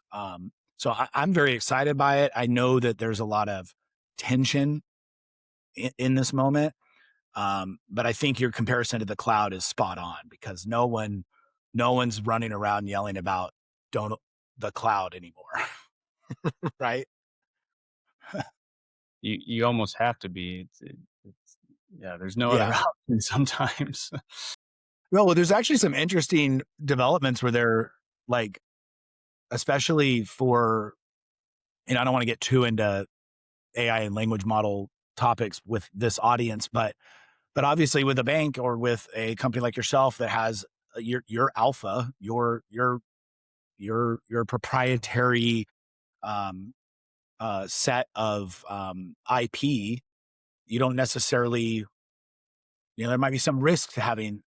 Forget about the consumer data, put that to the side for a second. That's obvious, but even your own code base, it's important to protect that. So I was just recently reading that there was a run on Mac Minis, and they were sold out all across the country because the new Apple chip was able to run the open source AI models locally without paying for tokens. You're just paying for power. And then therefore you were controlling it within your space. And I think there's probably as much as Anthropic's revenue model, they're saying it's going to hit 100 billion potentially this year. I think there's also a tug and pull between business, software development companies, and other people who they need those frontier models, but they also want to protect their data, their IP, whether it's a researcher, a developer, or in your case, you're wanting to protect the client data. You're wanting to protect the NPI, but obviously you can't go forward 10 years and not enhance the system in any way with any agentic or no LML. No, I mean, half of what we do is language in this system, right? So we're clicking boxes and checking things. We're doing things that once that's figured out and once you and your clients define it, we have to progress. So I'd like to hear a little bit more about how that conversation is going and where the tug of war is for you guys right now. Yeah, I think a lot of because there's so many lenders with so many different interpretations of what they will allow or what they won't allow. I mean, a lot of that's baked into some of the contracts, right? So we have to be very, very careful on um, AI use case, right? And then what I think gets misinterpreted a lot, though, is there's still a lot that we can do that's not AI, that almost sounds like AI or people claim it to be AI. Um, because there's a lot of redundancy and a lot of things that we can solve without using AI, right? Like there's so many different operations that, you don't need to look at that button or you don't need to click this or there's so much redundancy that we can help without the actual using a language model or something of that sort, right? So there's still a lot that we can do, but when you're talking about true AI, um, it's touchy, right? We've got a lot of clients, a lot of contracts that say, "Hey, absolutely not without this use case with this." So we have to be pretty conservative in our use. But again, to the first point, actively using it to speed up our development, I've already seen it. Absolutely, that's helping, right? And that's being able to take on multiple projects at the same time, as opposed to, hey, all of our resources need to be into this client integration, right? We're able to put, hey, 2 or 3 developers on personal property automation, 2 or 3 developers on the RDN Pro, 2 or 3 developers on this GPS product, right? And it speeds up that development cycle for sure. I was talking to a friend of mine that runs a software development company here in California, and he's like, "Hey, man, we are using it to take tickets, which are notoriously terribly written." Which, Jordan, I'm sure you noticed my tickets have gotten much more descriptive lately. Um, I'm getting help too. Speaking the language, even a prior software company founder, I still need help writing my tickets. Not like a Neanderthal. Um, but they're taking those tickets and they already have the system review it. Then they have it published, or not published, but take it all the way to QT, and they already have the code base ready for review. And then they already run it through a security layer to make sure that it's not created any other security. And it looks back at the rest of the interacting spider web of connections to ensure that there's no optimization that can be taken at the same exact time. And then it's essentially like, it could be as almost to like a hot patch environment, like Jordan was probably operating on in the first year of Clearplan, where you're just like, new feature, pat, go, go, go. You're not even running sprints and putting it through this process because the system itself, with those guardrails, with those developers supervising it, is building a lot of that out. And then they're just in a review and scenario. So they said that they're like 70% faster now with the same set of developers. So it's really exciting because I think that means that you can go back and look at those basics. And I think you're right that you don't need AI for everything when you have basic IFTT, basic if this, then that logic that you need. You just need basic help with UI. You need, different types of procedural functions to get a happy path and to speed those processes up. So yeah, I'm excited about it. I think we're all going to have no choice but to learn. I've been saying a lot that AI is not going to take your job. It's going to be a kid who has superpowers because he uses AI. That's who's going to take your job, because they're going to be able to do the work of 10 or 15 people without having a single integration to any one of their corporate systems. They just have the ability to, the boss gives them a project in the middle of the meeting and they're turning it in 20 minutes after the end of the meeting versus 15 days later, they're still working on it. So there's a lot can be done outside the system. Coming off of that a little bit, I think you guys deserve your flowers. I don't have them here with me, but you deserve flowers for RDN Pro. I'm a data nerd. In fact, my mapping software repo route that we built, the front page when you loaded was all reports back then. Everybody was like, why is there reports? I just want a map. Like, why do we have to get the reports out of the way to see the map? So seeing the level of reporting, and not just that you have exposed all the different asset points within the database to be able to be reportable, but that you've combined them and brought multiple different pieces together. For someone like me that has over 20 years in the business, I've always had report building software. I've always had people build reports for me if they were beyond my capability, and then I would run them after that. And I've always been great in Excel. I think you guys have done a wonderful job, and I love that piece. And I hope that everybody on my side of the table is doing what they can to learn it. There's a little bit of a learning curve, but I think it will expose a lot of pieces within your business, a lot of different opportunities for improvement. And I love that you also have the ability for me to pull that particular report down and then look at it in Excel myself to be able to like further work with it. So I love the customization. I love the paneling and the multiple dashboards. I think you guys have just, I mean, I could go on. I can't say anything more than I already have, though. It's great. Congratulations. Thanks, man. It was a lot of work, and I want to give a huge shout out to Non and Ambrish on our team, as well as everybody else. But Non and Ambrish really are the face behind that reporting. They worked their butts off on it for several months, before NARS, and just finalizing everything. And I think it's kind of like our duty, right, to let people see these numbers, let people see these reports. Not everyone can manufacture, reporting. There are some customers who have done it, but I think the real powerhouse is that we're able to pull from, like you said, James, every system. And some of those widgets are, pulling clear data, Clearplan and RDN data, processing them. And we give, to maybe anyone that doesn't know on the call, James is talking about our RDN Pro reporting. And we give full customization to the user. This goes back to what we were talking about earlier. What's good for the small guy needs to be good for the big guy, and vice versa.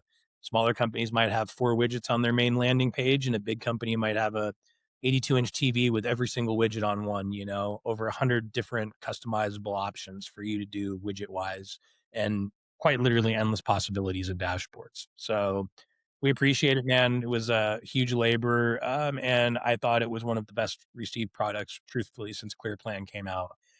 Everyone at NARS seemed to be completely blown away by it, and I think that is euphoria for me on the sales side, wanting to deliver great products to people. It's euphoria for John to get to watch the team just super stoked and watching like the fruits of the hard labor to get paid off, and the developers even watching like Non and Ambrish and Scotty and everyone on our team. I think this last NARS was just, well, we left there on cloud nine for the whole team. It was incredible. So thank you for that, man. It was a lot of work to get it done. Yeah, we do appreciate it, and it is great to see that it's well received.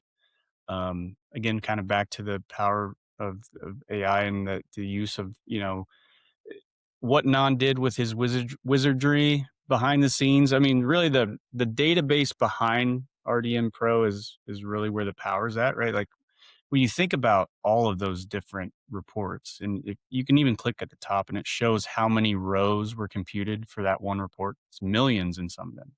And it's doing it within, milliseconds. And we're pulling millions of rows of data. And that takes a lot of power. And that's just with increase with technology and the way he set up the database, which is really powerful. And it's real time. I mean, it's within a few minutes of being real live.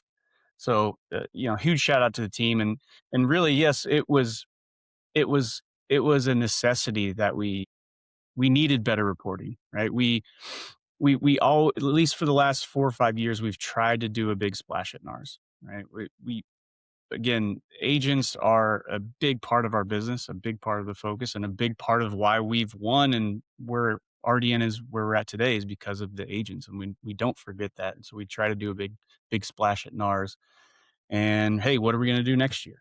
And that was last year, and we had a meeting. It was right after used car week, and it was like, your reporting sucks, right? Like it's just bad. It doesn't load.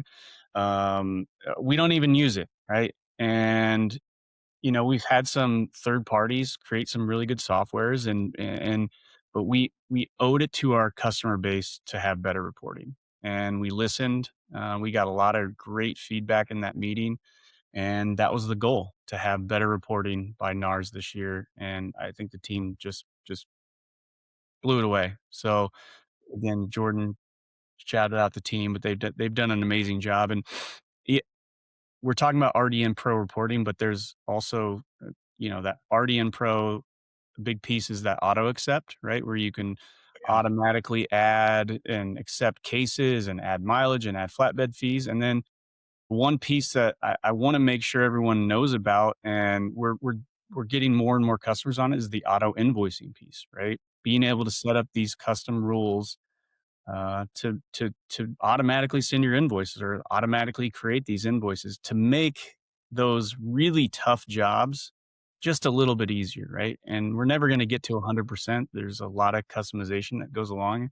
That's a big piece of RDM Pro as well, is the auto accept, the auto invoicing, and now the reporting. So I think the team's done a great job, and Jordan and his team done a great job promoting it and making it known and getting it out there. So we appreciate it. Thank you. Yeah, definitely. The RDN, yeah, I definitely don't want to give the impression that you just refocus to the agent, because that's certainly true at all. That obviously clear data came right there at the very beginning, and was a big difference, because obviously having those efficiencies in the office, or efficiencies in the field, translates to overwhelming nature of your business in the yard. So you guys did a big immediately, like right after RDN took over, that the acquisition of Clearplan, Clear Data came out. That was a big push, big improvement in the process. And I think the one through line I want to make sure to get through to clients, selfishly wanting to represent, what a repossessor would want a client to hear, is that these improvements that you guys do for agents, they drive quality, they drive consumer protection, and they drive professionalism that I believe is viewable within their business, right? And so when you're delivering something like clear data to an agent, but that may not allow you to deliver potentially something that a client wants or needs to manage an agent, by you delivering clear data, you're pulling management needs off of the lender or the forwarder in the first place, right? Because if you're building software so good that I don't need to be managed, well, then you don't need to build the management tools and the follow up and all, maybe the feature requests that they might be asking for. There's a concept in engineering that says you should never innovate something that shouldn't exist in the first place. Like, what a sad job to be innovating something and refining a process that shouldn't exist. So I think that we've always tried to pride ourselves, my personal company, Daybreak, on being a good processor of repossession data and information for our lenders. So like when we repossess a car, we want photos immediately. We want the recovery going immediately. We did that before any technology, but it was just so difficult. And so each one of these things that you've delivered, you know, Clear Data gets the photos and it gets the information transferred in it.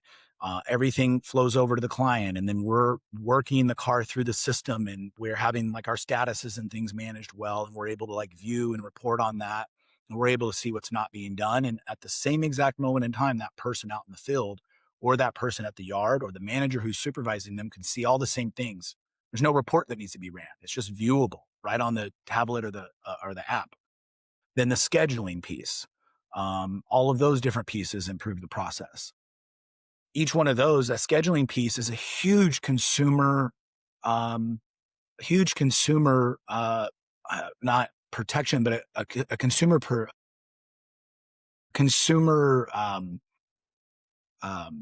gosh, I'm losing my mind here. It improves the process, and it makes a better, more friendly process for a consumer. When you can get online at 2:00 in the morning and make an appointment for your car, and you automatically get a text message that says your appointment's not confirmed. However, we have your appointment and we will answer you by 8 a.m. That person knows how to plan their day. Whereas the systems ran for 50 years on, you're going to call and wait in line on a 18-minute, if you're lucky, 30-minute hold to find out that you just now have to call your bank. So Clear Data gave us the ability we already had scheduling and we already had e-signing, but because we brought it all together, got off of the other systems and brought it into Clear Data integrated to RDN, we were able to take this next level. And now all of our instructions are online. Everything the consumer needs to do is online, and they can make appointments any time of day. Same thing for transporters. So then you go to the next piece. Repossessors are being managed by performance scorecards, but they didn't really have a good way to scorecard themselves, to be preventative, to be ahead of the curve, to performance manage themselves. So I love a lot of the things you built in that, but obviously it being able to look at different time periods and go in the past, compare to this, look at my different yards, all of these things.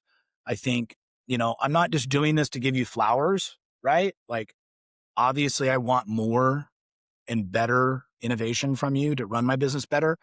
But I think my thesis is that the more time that you are able to spend, and what I want clients to hear loud and clearly is if they want a better network, they want a better product, they want higher recovery rates, they want faster recovery rates, they have to be a part of allowing RDN to spend as much time as is reasonable to develop the tool sets, both for the 2-truck company and for the 200-truck company, right? They have to allow that to happen so that the product just gets better and better, and their experience as a client is better and better. And I think that even in the first moments of Clearplan and RDN, that was proven.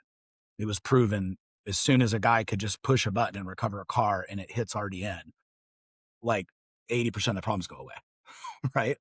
Yeah, So absolutely. I mean, there was, a lot of talk of like on hook. Well, there's almost not a it's almost a redundant process because you're already in the car is being repossessed right through ClearPlan, which then statuses right back into the to RDN, which statuses right back into the lender. So the on hook was kind of a necessity if you were working outside of the platform. So that car gets repossessed, or if it gets closed, it automatically goes, the icon disappears. So I think lenders are seeing it a little bit more clearly now. I think they understand like we've got to take care of the agent side of the house as well, and they're seeing the benefits of that. You mentioned scheduling and customer experience, consumer experience, being able to schedule that appointment, that redemption right from a website without having to call. We even have lenders right now who are they want access to that scheduling so they, as a collector, can say, "Hey, I've got their schedule pulled up here. There's a window from 3 to 4 to pick up your personal properties." And they're able to walk through with that, schedule that personal property redemption while they're on the phone. So again, us creating tools for agent side helps that lender side and that customer experience by connecting and being that ecosystem that connects and drives everything together. So I thought that was, we've got a lender doing exactly that, right? Using the yeah, tool that was built for the agents directly in their user experience on the collection side. So I think it's a and all great. that record keeping as well helps to inadvertently you've created multiple different pieces that allow us to defend ourselves against what's the number one inaccurate claim in the repo business? That a transporter has been calling the repo company to set up the transport, and that's the reason why the car hasn't been moved. I mean, you have done so much inadvertently for us where we're like, oh, really? Well, we have recorded lines. What's the phone number? And then 2, we're online and this transporter schedule's online and we're looking at the scheduler. There's no record of anybody even searching the VIN number. So I think that compliancy, not just for defending myself, but just for transparency, being able to send a screenshot and show that no one's scheduled, being able to hold other parts of the system accountable. I think that I'm excited. I'm hopeful that that you guys continue to innovate. I think you guys have another product related to agent reporting and agent performance. I saw some banners on. Can you talk a little bit about that? You had a giant banner at NARS with all these awards and things for different agents.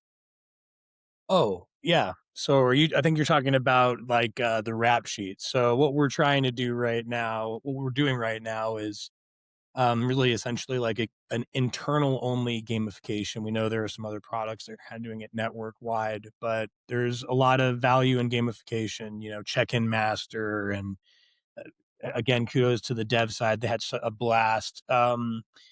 designing all these little custom icons and like your badges that you get, right? A fun fact, I think that I am the state of Idaho. So I'm standing there with a Idaho farmer hat on. So any Idaho agents, I'm sorry that you're going to have to see me on your badge report. That was not my doing. But yeah, so just kind of that, just getting guys more involved and even going over like the performance metrics with the agents in the field, in the office now, and just saying, hey, look at, you are actually, based on check-ins, updates, recoveries, and discounts, these widgets feeding multiple or pulling from multiple pieces of our software suite, we can say you're actually the biggest riser in the company right now. It might not be the most repos and other things that the merit was based on with that recovery agent. It was actually a whole. You're the biggest riser, or your biggest decliners could be some of your best guys, because now they're maybe coming into like a prima donna moment where they're just not doing anything but picking up cars and they're not checking in and discounting, right? So it's been really, really cool to get agents excited, and maybe agents who were considered second, third, and fourth place in an organization now see they have an immense amount of benefit to the organization, and maybe who you thought your first place person was, and it might not be, right? So yeah, that's just a really, really exciting piece, and seeing a lot of use out of it too. And all of this is driving better results, better culture, better Yes. output, and all of that drives, again, a better product for the lender. So I'm really excited that you guys are staying on that. So I said earlier about the engineering quote about innovating something that shouldn't exist. Can we talk about updates? We'll put Of John on course. the hot seat. I'm sure everybody, Jordan, everybody, I have so much to say. everybody, everybody probably already knows what Jordan and I's opinion is going to be, especially in an era of performance scorecards, right? I talked about STAR. Everybody should know who STAR is. If you don't, go to an awards ceremony. You're going to see STAR walk up and come off the stage with glass or gold. Her and I was chasing her for a long time, and now we kind of go back and forth and with a couple of our clients. And I'm very proud I didn't even know I was capable of that recovery rate in California. And I really pushed my team and showed them somebody else performing. So it's seeing performance numbers and then seeing performance numbers from a client. And that can extend to RDN as well, right? Seeing market average recovery rates helps us to like know when we're doing really well without someone giving us flowers, right? We just know we're doing well because we can see market average. So that would be a great innovation, is to be able to kind of understand where I fit in the market. But clients, again, getting that reporting happening passively for a client. Clients go really far out of their way with their vendor manager networks or their vendor manager groups, but it's hard. Like, not every client that thinks they're doing reporting for their network really is doing it the same that the blue chips are doing it. A lot of the blue chips are doing multiple things along with that.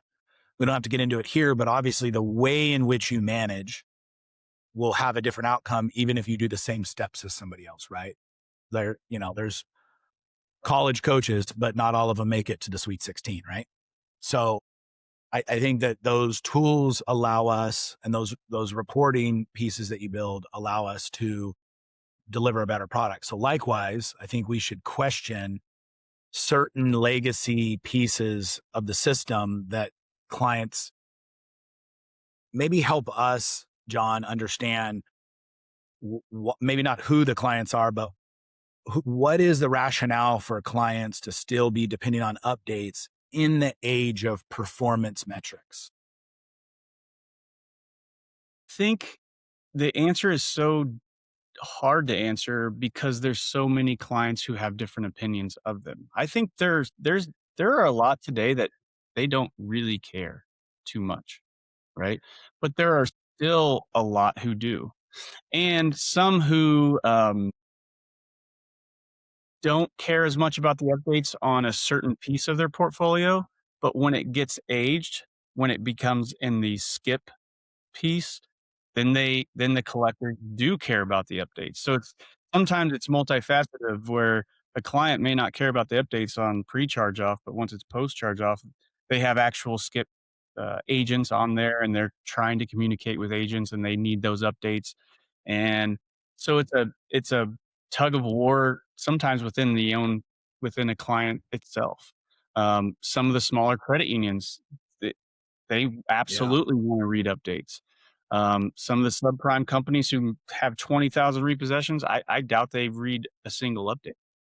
So I think it's hard, even between clients. So many different clients. Some don't care, some do. The skip piece throws a wrench into it, and sometimes the the the leaders on top don't really care or don't need any updates. It's more of a legacy thing, but then the collectors do, right? Then they feel like they can't do their job because they don't have any update coming back from the agent on what occurred. Like I said, I think I brought this with clients. I brought it up to agents on panels and everything. We should like a client should be the champion of that, right? Hey, let's put our name out there. Let's be the first that doesn't require any updates.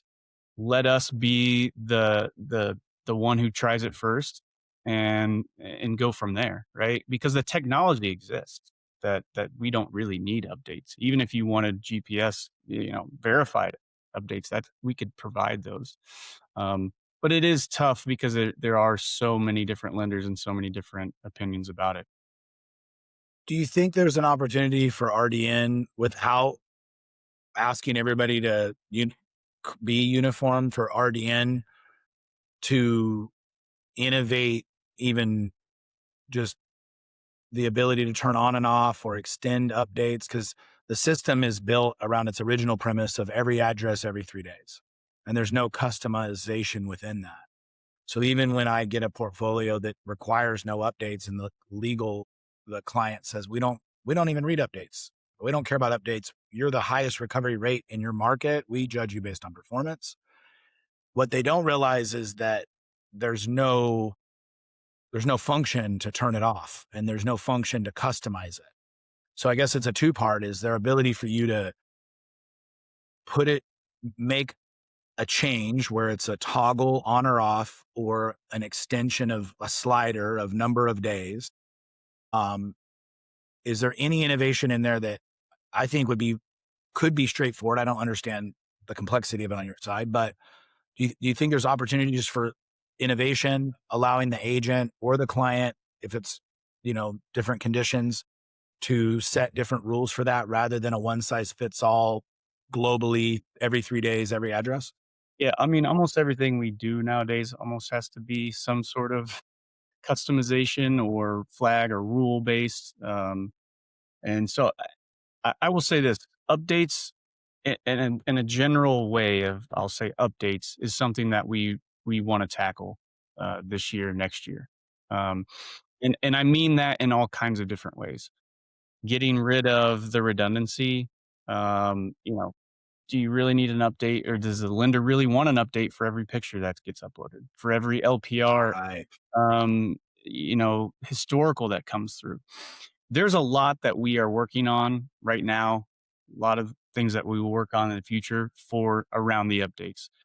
And that means, like I said, a lot of different things. Getting rid of the noise, I will say, and prioritizing the things that matter. But also, to your point, hey, adding customization for those lenders or for those clients who care or don't need updates. There's no reason for them to be forced into a box of lenders who do need that update. But obviously, there are going to be those who still want them. But we Yeah. need to design our system to work for everyone. So absolutely, updates is on the radar.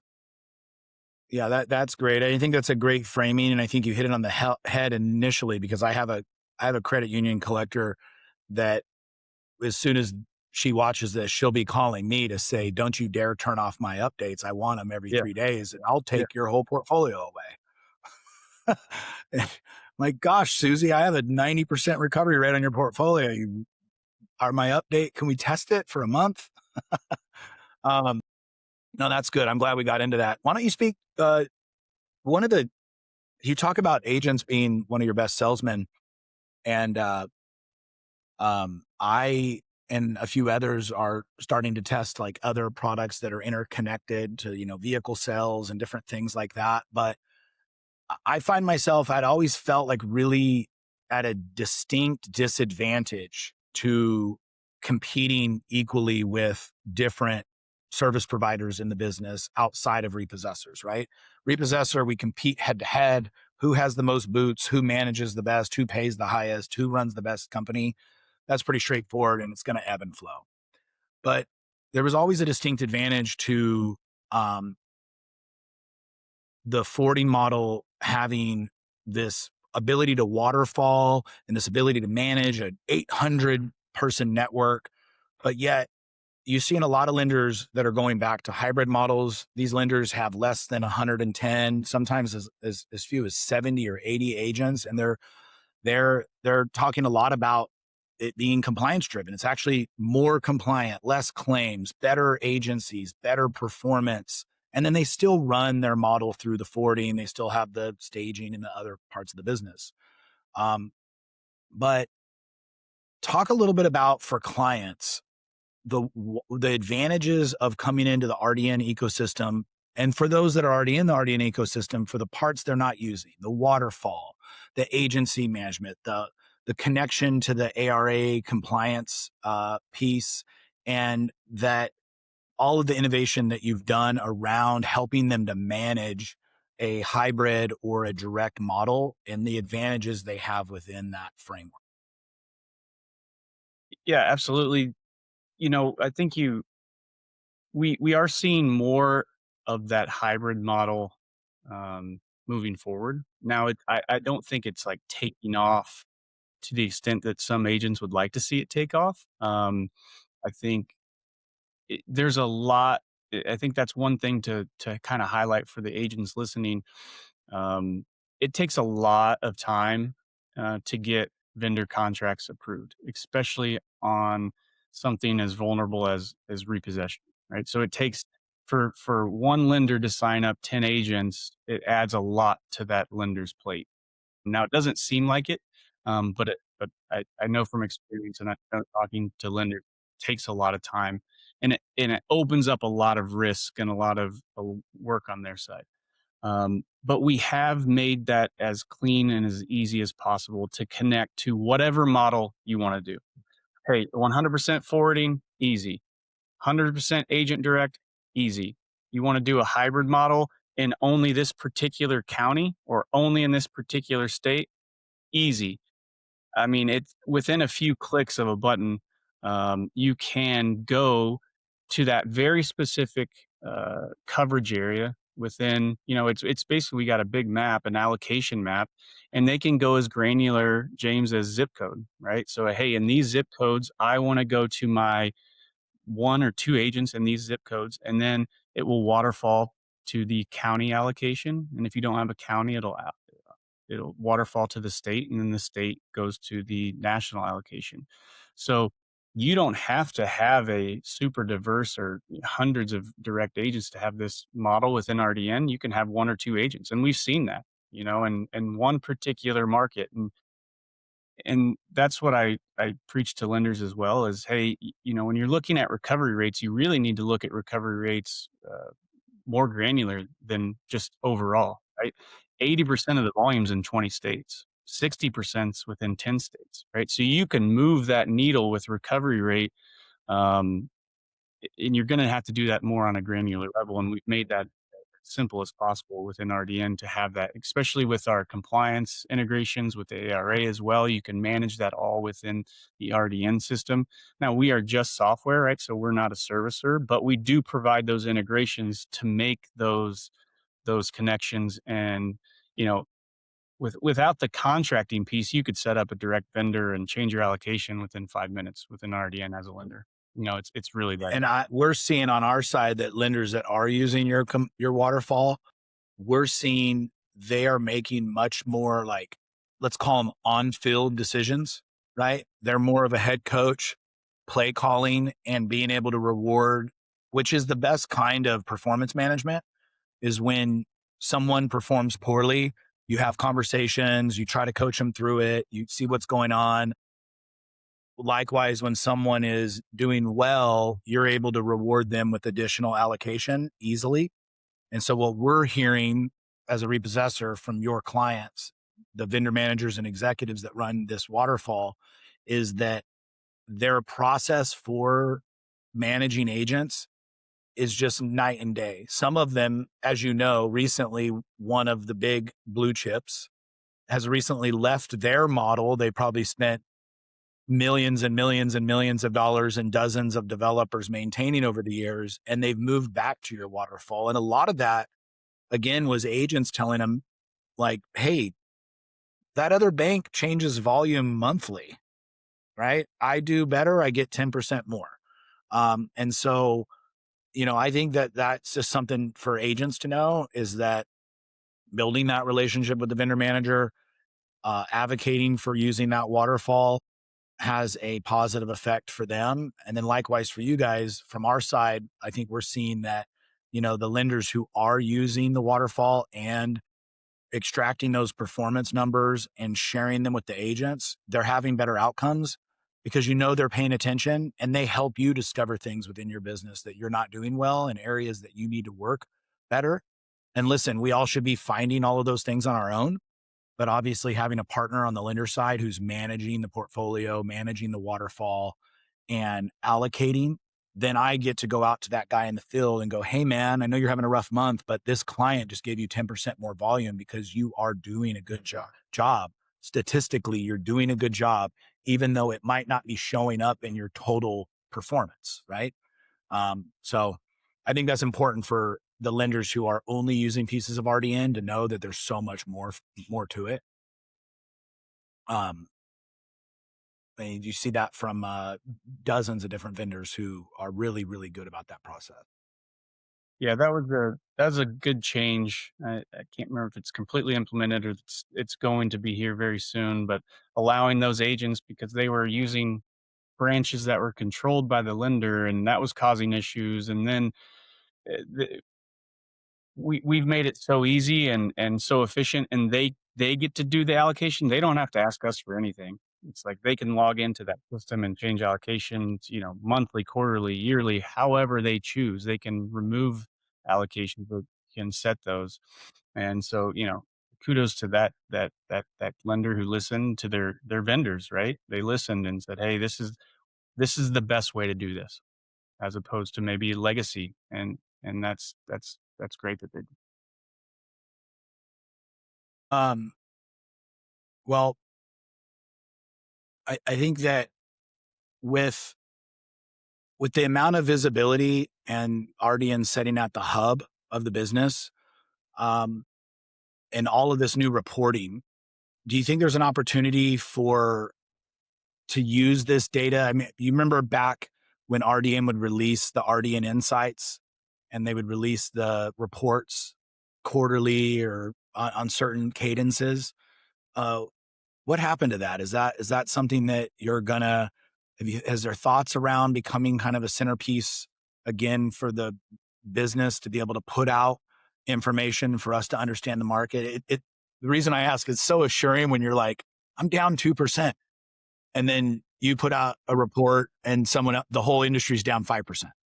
You're like, oh, I'm doing better. Yeah. So I think there's an opportunity there for you guys. Yeah, Jordan's kind of laughing because he knows I got in trouble for, sharing numbers that maybe corporate didn't want me to share. So, um, we're working with them right now, though, to answer your question of what we can release, as opposed to like how we can release numbers without giving specifics. Because I think speaking in more generalities, like percentage increase in this state versus actual physical numbers.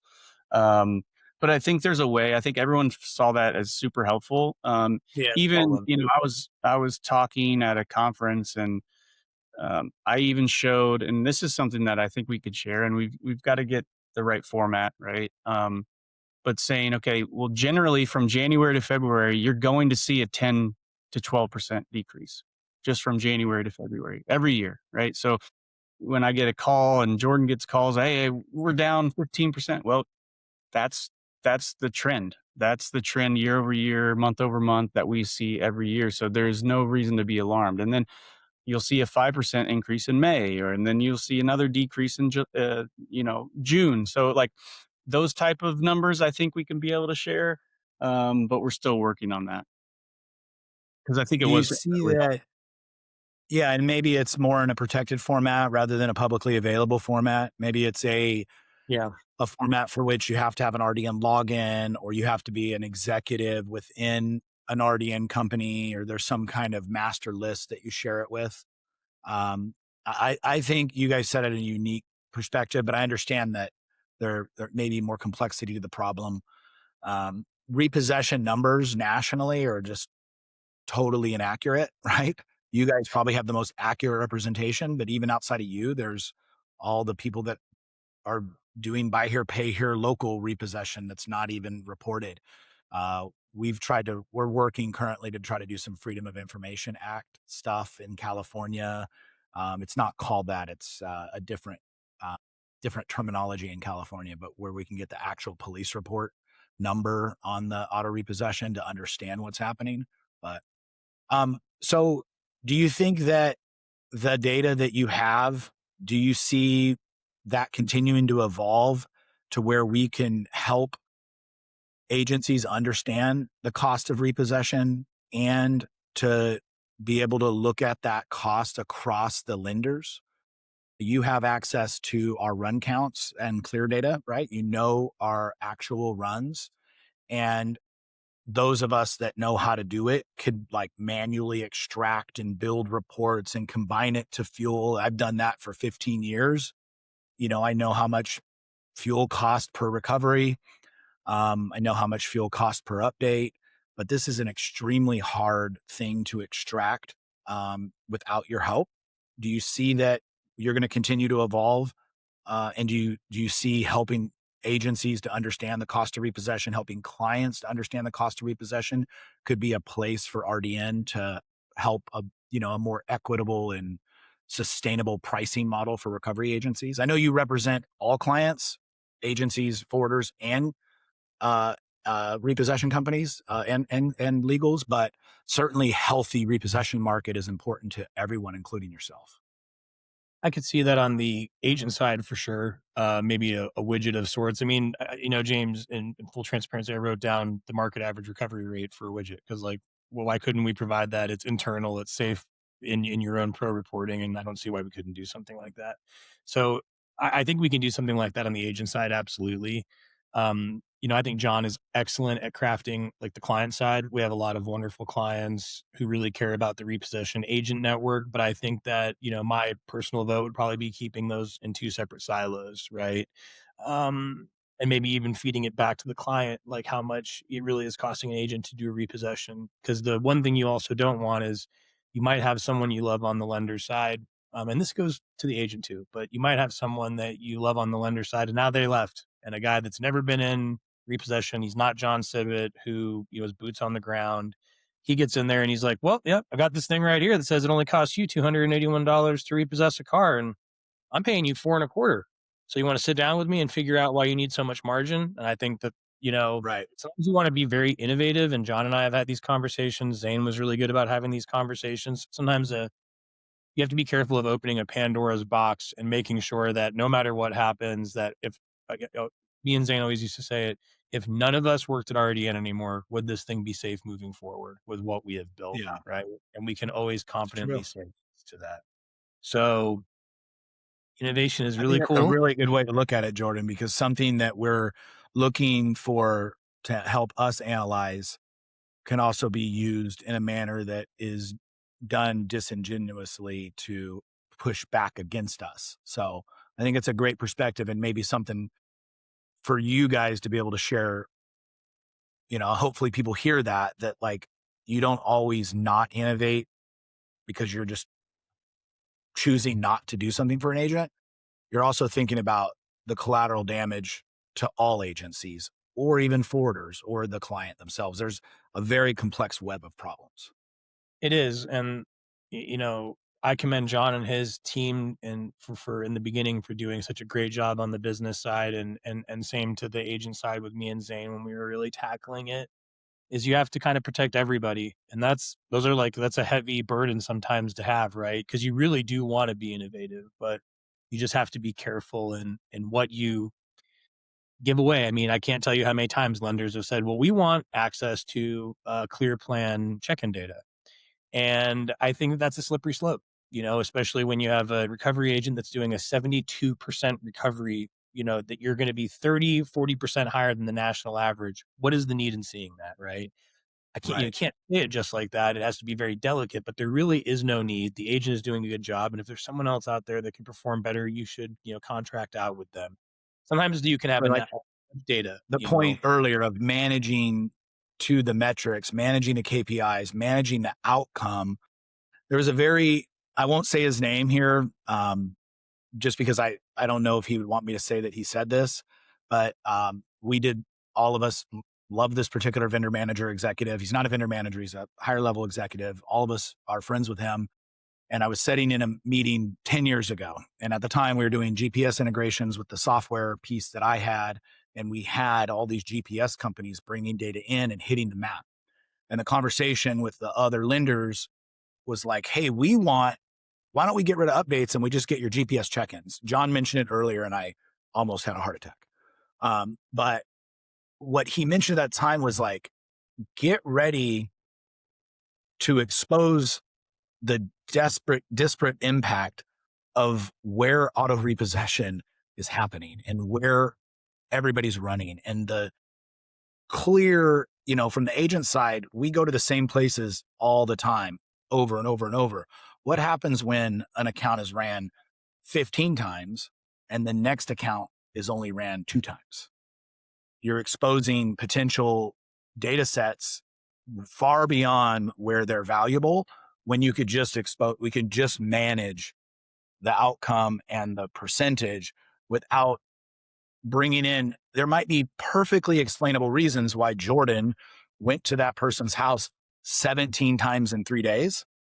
He knew the car was there and he was just trying to be a good person and not have contact. And he was going to be a ninja repossessor. But it's not going to look like that to a regulator when one customer gets ran 17 times and then another customer in a nicer house only gets ran once. So I think there's complexity. Yeah. And I know you're talking about, and to add to the complexity of that point, there is no harm in that because there's actually probably a very valid reason why that happened the way it did. Right. But you really can literally not make the person originate a loan in the nicer house in that area.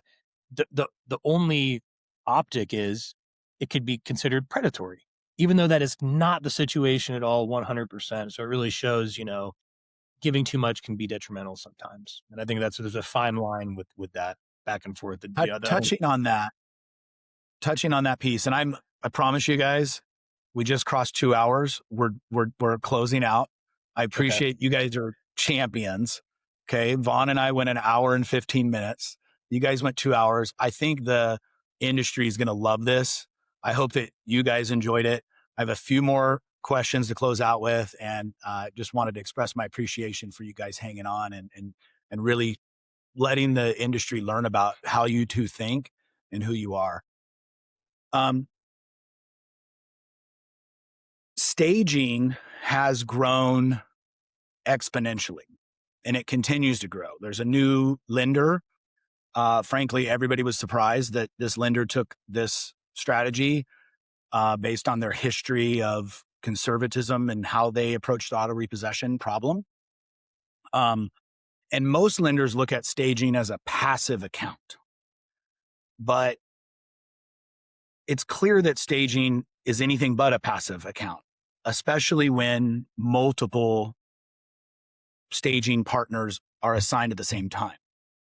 I think lenders and clients believe that that this goes out into a cloud, talking about the cloud again. It's out in this LPR cloud, and somebody drives past it and it gets scanned and picked up. But it's anything but, right? The actual reality is that as soon as it's hitting these networks, alerts are going out and all of the addresses that have been scanned are hitting maps.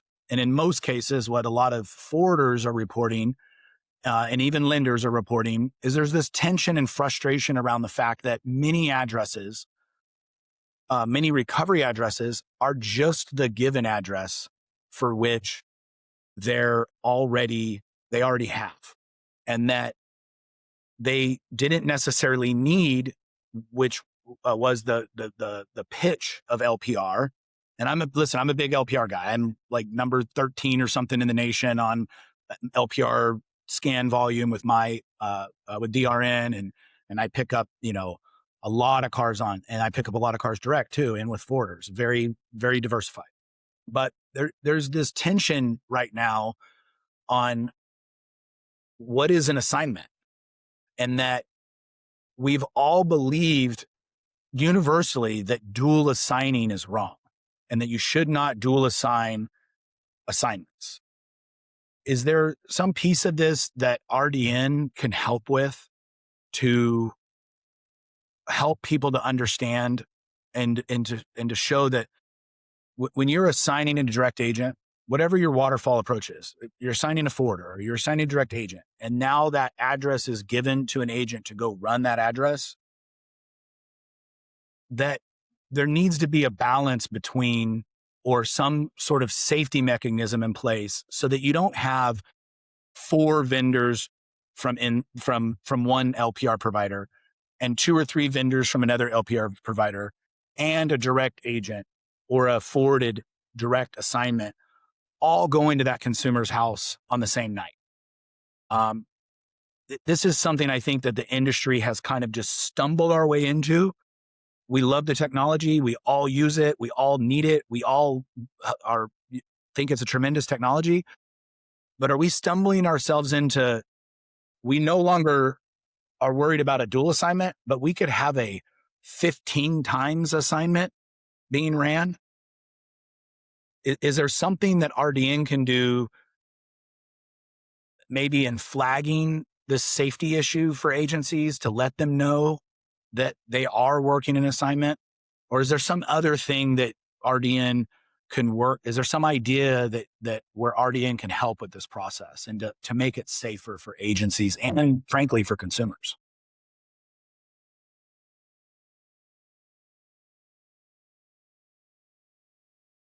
I didn't know if Jordan, you want to take this No, or you want no, I'm sorry. We just Hot topic. Well, it's I'll chime in on it. well, it's a topic. It's twofold, right? There's the violent occurrence, right? Which we've done a lot of work in the past year. It was like the number one request from the ARA is like, hey, you guys need to do better, and we've done that, right? We're able to flag an account, and you understand these accounts move and move and move. They go from, some lenders have 9, 10 tiers, right? So they're constantly moving from forwarder to vendor to vendor to forwarder to multiple vendors, and that the violent flag, right? So these incidents that occurred, they weren't transitioning from one tier to the next or the next vendor to the next. So we've solved that issue, right? So if you mark something violent, that will then transfer on down the line for the history of that VIN and consumer, right? So that was a big change. Now there's certain things with certain providers, LPR providers in general, that the way that we share information, the way they share information with us is they don't always have VIN, first name, last name, which is kind of how the system works. So they have that information now to this day to do that work on their side to get those violent occurrences, which was not there in our initial release, right? Because they needed to consume something different. They've got that information. So I think they're all working on that today. But that's on the specific part of the violent flag within our system for them to transfer in those to know about. Now, I think the other part of the what you're talking about is all the alerts that certain LPR companies or however they're structured to say, hey, this just went on LPR staging, you should go look for it, right? But you've also got a direct agent who is running that account because that's their direct account. I think that needs to become maybe something for the ARA and the other associations to tackle is more around the education, right? Is truly understanding how all of these systems interact. Because, from our side, it's like, hey, this lender wants to use LPR staging. They want it at this day or this occurrence. And I think that's where kind of they just understand that, all right, well, I'm going to put it out at day 10, right? But I think it's more of education to understand, well, what does that look like with this LPR provider? What does it look like with this LPR provider? Because they do things a little bit different. And I wouldn't say we're blind to what those other companies are doing, but we don't have those direct pieces in place to know what agents are getting that alert, which agents are getting that. And then we've even, I mean, James, and we're not going to be able to solve this, but I've heard of other companies who, they misuse the system where they get an alert, but then they'll skip trace that. They'll do a reverse plate search and find an address and go run the account. And that's not the way they're not getting any type of alert, but they're kind of using that as a back end way to do things. So I think it could be more of a general information and fact finding and learning together type of issue. Yeah, I think you're right. I certainly wasn't putting it on RDN to fix what is a global issue. Truly, like I said, I'm as much of a part of this as anyone else. We can't blame the LPR companies. We can't blame the forwarding companies. However, I think we've all have stumbled into this moment where we've completely thrown out the concept of a dual assignment and how wrong that is. And then we've ended up at potentially, especially when they use two different stagers at the same time, it's completely, even to that point of, like you said, with the violent act, you guys did tremendous work on that. And I commend you for working with the ARA to develop those requests. I know that was not easy. But in that moment, there's no way to flag those assignments because they don't even have the assignment, right? The assignment actually comes with an LPR. That's kind of the crux of this whole thing is that, oh, well, it's not an assignment. It's just a location. And then you get the assignment. And when you get the assignment, it closes that assignment. But that could mean multiple people are within proximity heading to that address. And from the agent's perspective, what's a little disheartening is that there's like a fork in the road here to choose. And I think it's a very difficult lift for an agency to be both an extremely fast LPR responder, a first responder LPR, every LPR address is what we respond to immediately, and to also deliver an extremely high level of service to a direct lender or a forwarder who needs you to manage all of their addresses. Because if Jordan and I both left the house tonight and I was going to run only LPR addresses and I'm going to get to 40 addresses, and then Jordan is going to manage his client portfolios and deliver a high level of service on old addresses, multi runs. He's going to be skipping and finding old addresses. He's not going to get, he's going to get to maybe 30, but 15 of those are going to be new. He can only get to 15 new. So therefore, he's at a distinct advantage because he's doing the right thing for a client.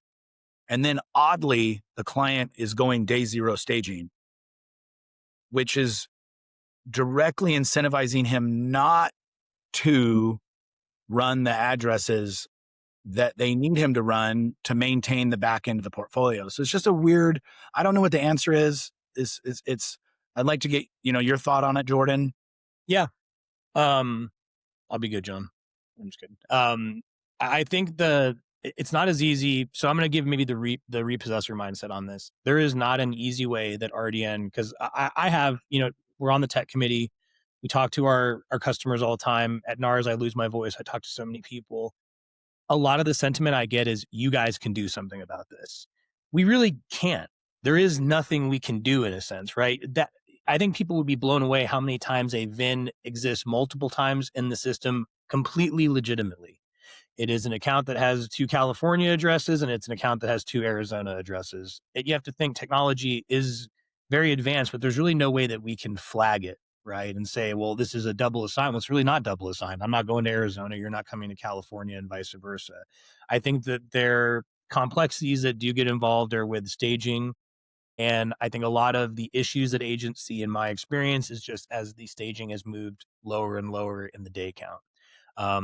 And really, James, to your point, that's the conversation to have with the lender, because now you can say, hey, lender A, I really don't work that hard for you anymore, because when I get there, it's a tow truck battle and we are, having more trouble with our competitors in that staged environment than we are with the customer at the door, right?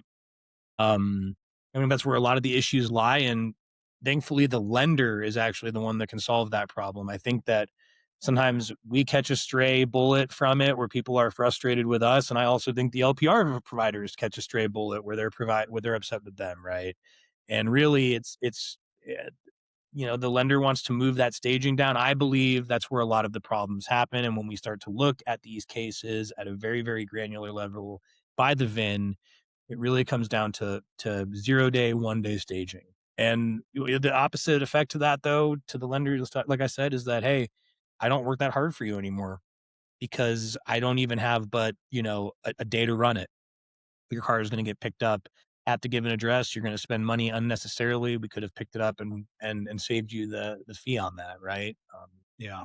I So was in a running, nutshell, I can go on for days on that, but in a yeah, you nutshell, were running the 25-day-old assignment for the third or fourth or fifth time for them on your way to the 0 day. You were investing in their portfolio deeply, and then just whoever got there first, which is an interesting concept because Uber is not known as like Uber's putting more their racist. drivers I think, so people on a somebody, yeah. pedestal.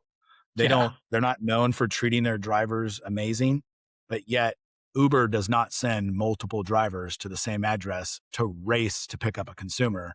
And hey, whoever gets there first, right? So, and I know to credit where credit's due that some of the LPR staging networks have tried hard to do different safety mechanisms and timing and distance. I've been involved in those conversations.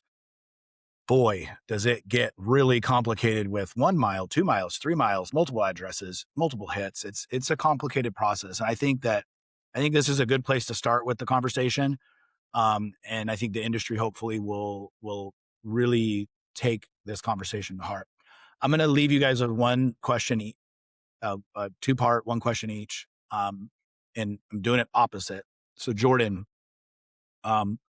what could to the clients listening, what do lenders and forwarders, what can they do better to build a better industry and to understand how to help agents deliver a better product to them? Mm. And then the opposite for you, John, when you're done, what could agents do better? What could agents understand about clients better? And how can agents deliver a better product to those lenders? Yeah, I don't want to like blab forever about it. I think that clients need to understand, and maybe to the last point that we had just talked about, that you want to still have your agent network care about your assignments and want to run them. And I remember, James, when we started in a truck, we were digging through dumpsters to like look for forwarding addresses. We were so dedicated, you could almost memorize your customer's first and last name. You could give a verbal update like off the top of your head, right?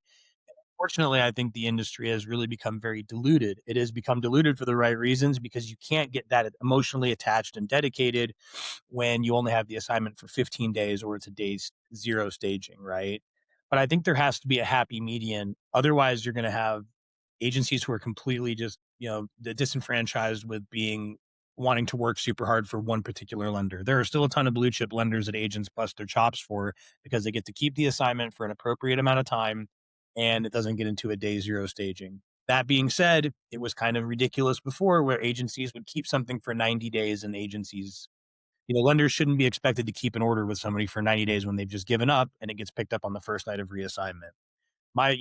I think to do a better job is engage with your agencies and your recovery vendors. And I would say, don't dilute yourself in the eyes of the recovery agent. And I think that happens with, just putting it out to network right away. There's no reason to dedicate yourself to that forwarder or lender anymore. Hey, if we get it picked up on LPR, we get it picked up on LPR, but I think that's a dangerous place for certain lenders and forwarders to start falling into in the eyes of their vendor network and the agents. Wow, exceptionally well said, Jordan. Thanks, man. Yeah, for agents, what do I think agents should know about lenders or I think that agents need to understand that lenders are incredibly complex. and diverse, and they're all very different. And that's one thing that I've had to learn on this side of the house is every lender is so different, just like every agent's different. And I think sometimes agents get frustrated with things that don't make sense that could easily be changed, or it sounds very easy to change. Those changes are very hard, right? They're very tough. They have to get a change request from a bank or a finance company to do a change. There has to be multiple approvals on it. They have to do testing on it, financial approval. What does this $5 increase mean, or what does this fuel surcharge mean for a $1 billion portfolio? Those are things that sound very, very easy to change. And the same thing on our side, on the RDN side, right? That button should be easy to do. Just click that button or add that button to RDN. Well, that button will then talk to this, which then talks to that lender system, which talks to the API, which then would mess up something which we don't think of. So I think just agents in general is sometimes understanding the complexity of a lender and getting frustrated with things that don't make sense, right? And understanding of the why. Why don't they make sense? Is something that I think we could all kind of take it to heart a little bit of, because we all get frustrated when things don't make sense, or you're trying to get something changed or implemented. So I think that's one thing to learn. And then I think just advice for agents in general. I would say get involved. Get involved with your associations. I know there's a lot of state associations popping up, a lot more than when I've entered the business, 15 years ago. And I think they're doing some great things. We had some of our team members, I think it was the Southeast conference last year, and they're like, even our developer came back. That was the best conference I've ever been to. Like, they got to engage with the agents there. There were lenders there. They were talking about, hey, how does my side of RDN look to compared to your side? So I think being involved is incredibly, and get to know your lenders, right? This is a relationship based business. I think it always has been, and it probably always will. That's how I know most of the people that I still know to this day, right? When we first started the podcast, right? What was important? It was important for me to get out there to actually visit the agents, visit the lots, visit the customers. In the age of Zoom and virtual meetings, I think sometimes that might get lost. So make yourself known. Get out there, present yourself well, and professionalism. Always be professional. I think um, that's one thing I know the ARA is doing a great job in trying to promote is professionalism within the industry. Lenders pay attention. They pay attention to the Facebook groups. They pay attention to what's said online.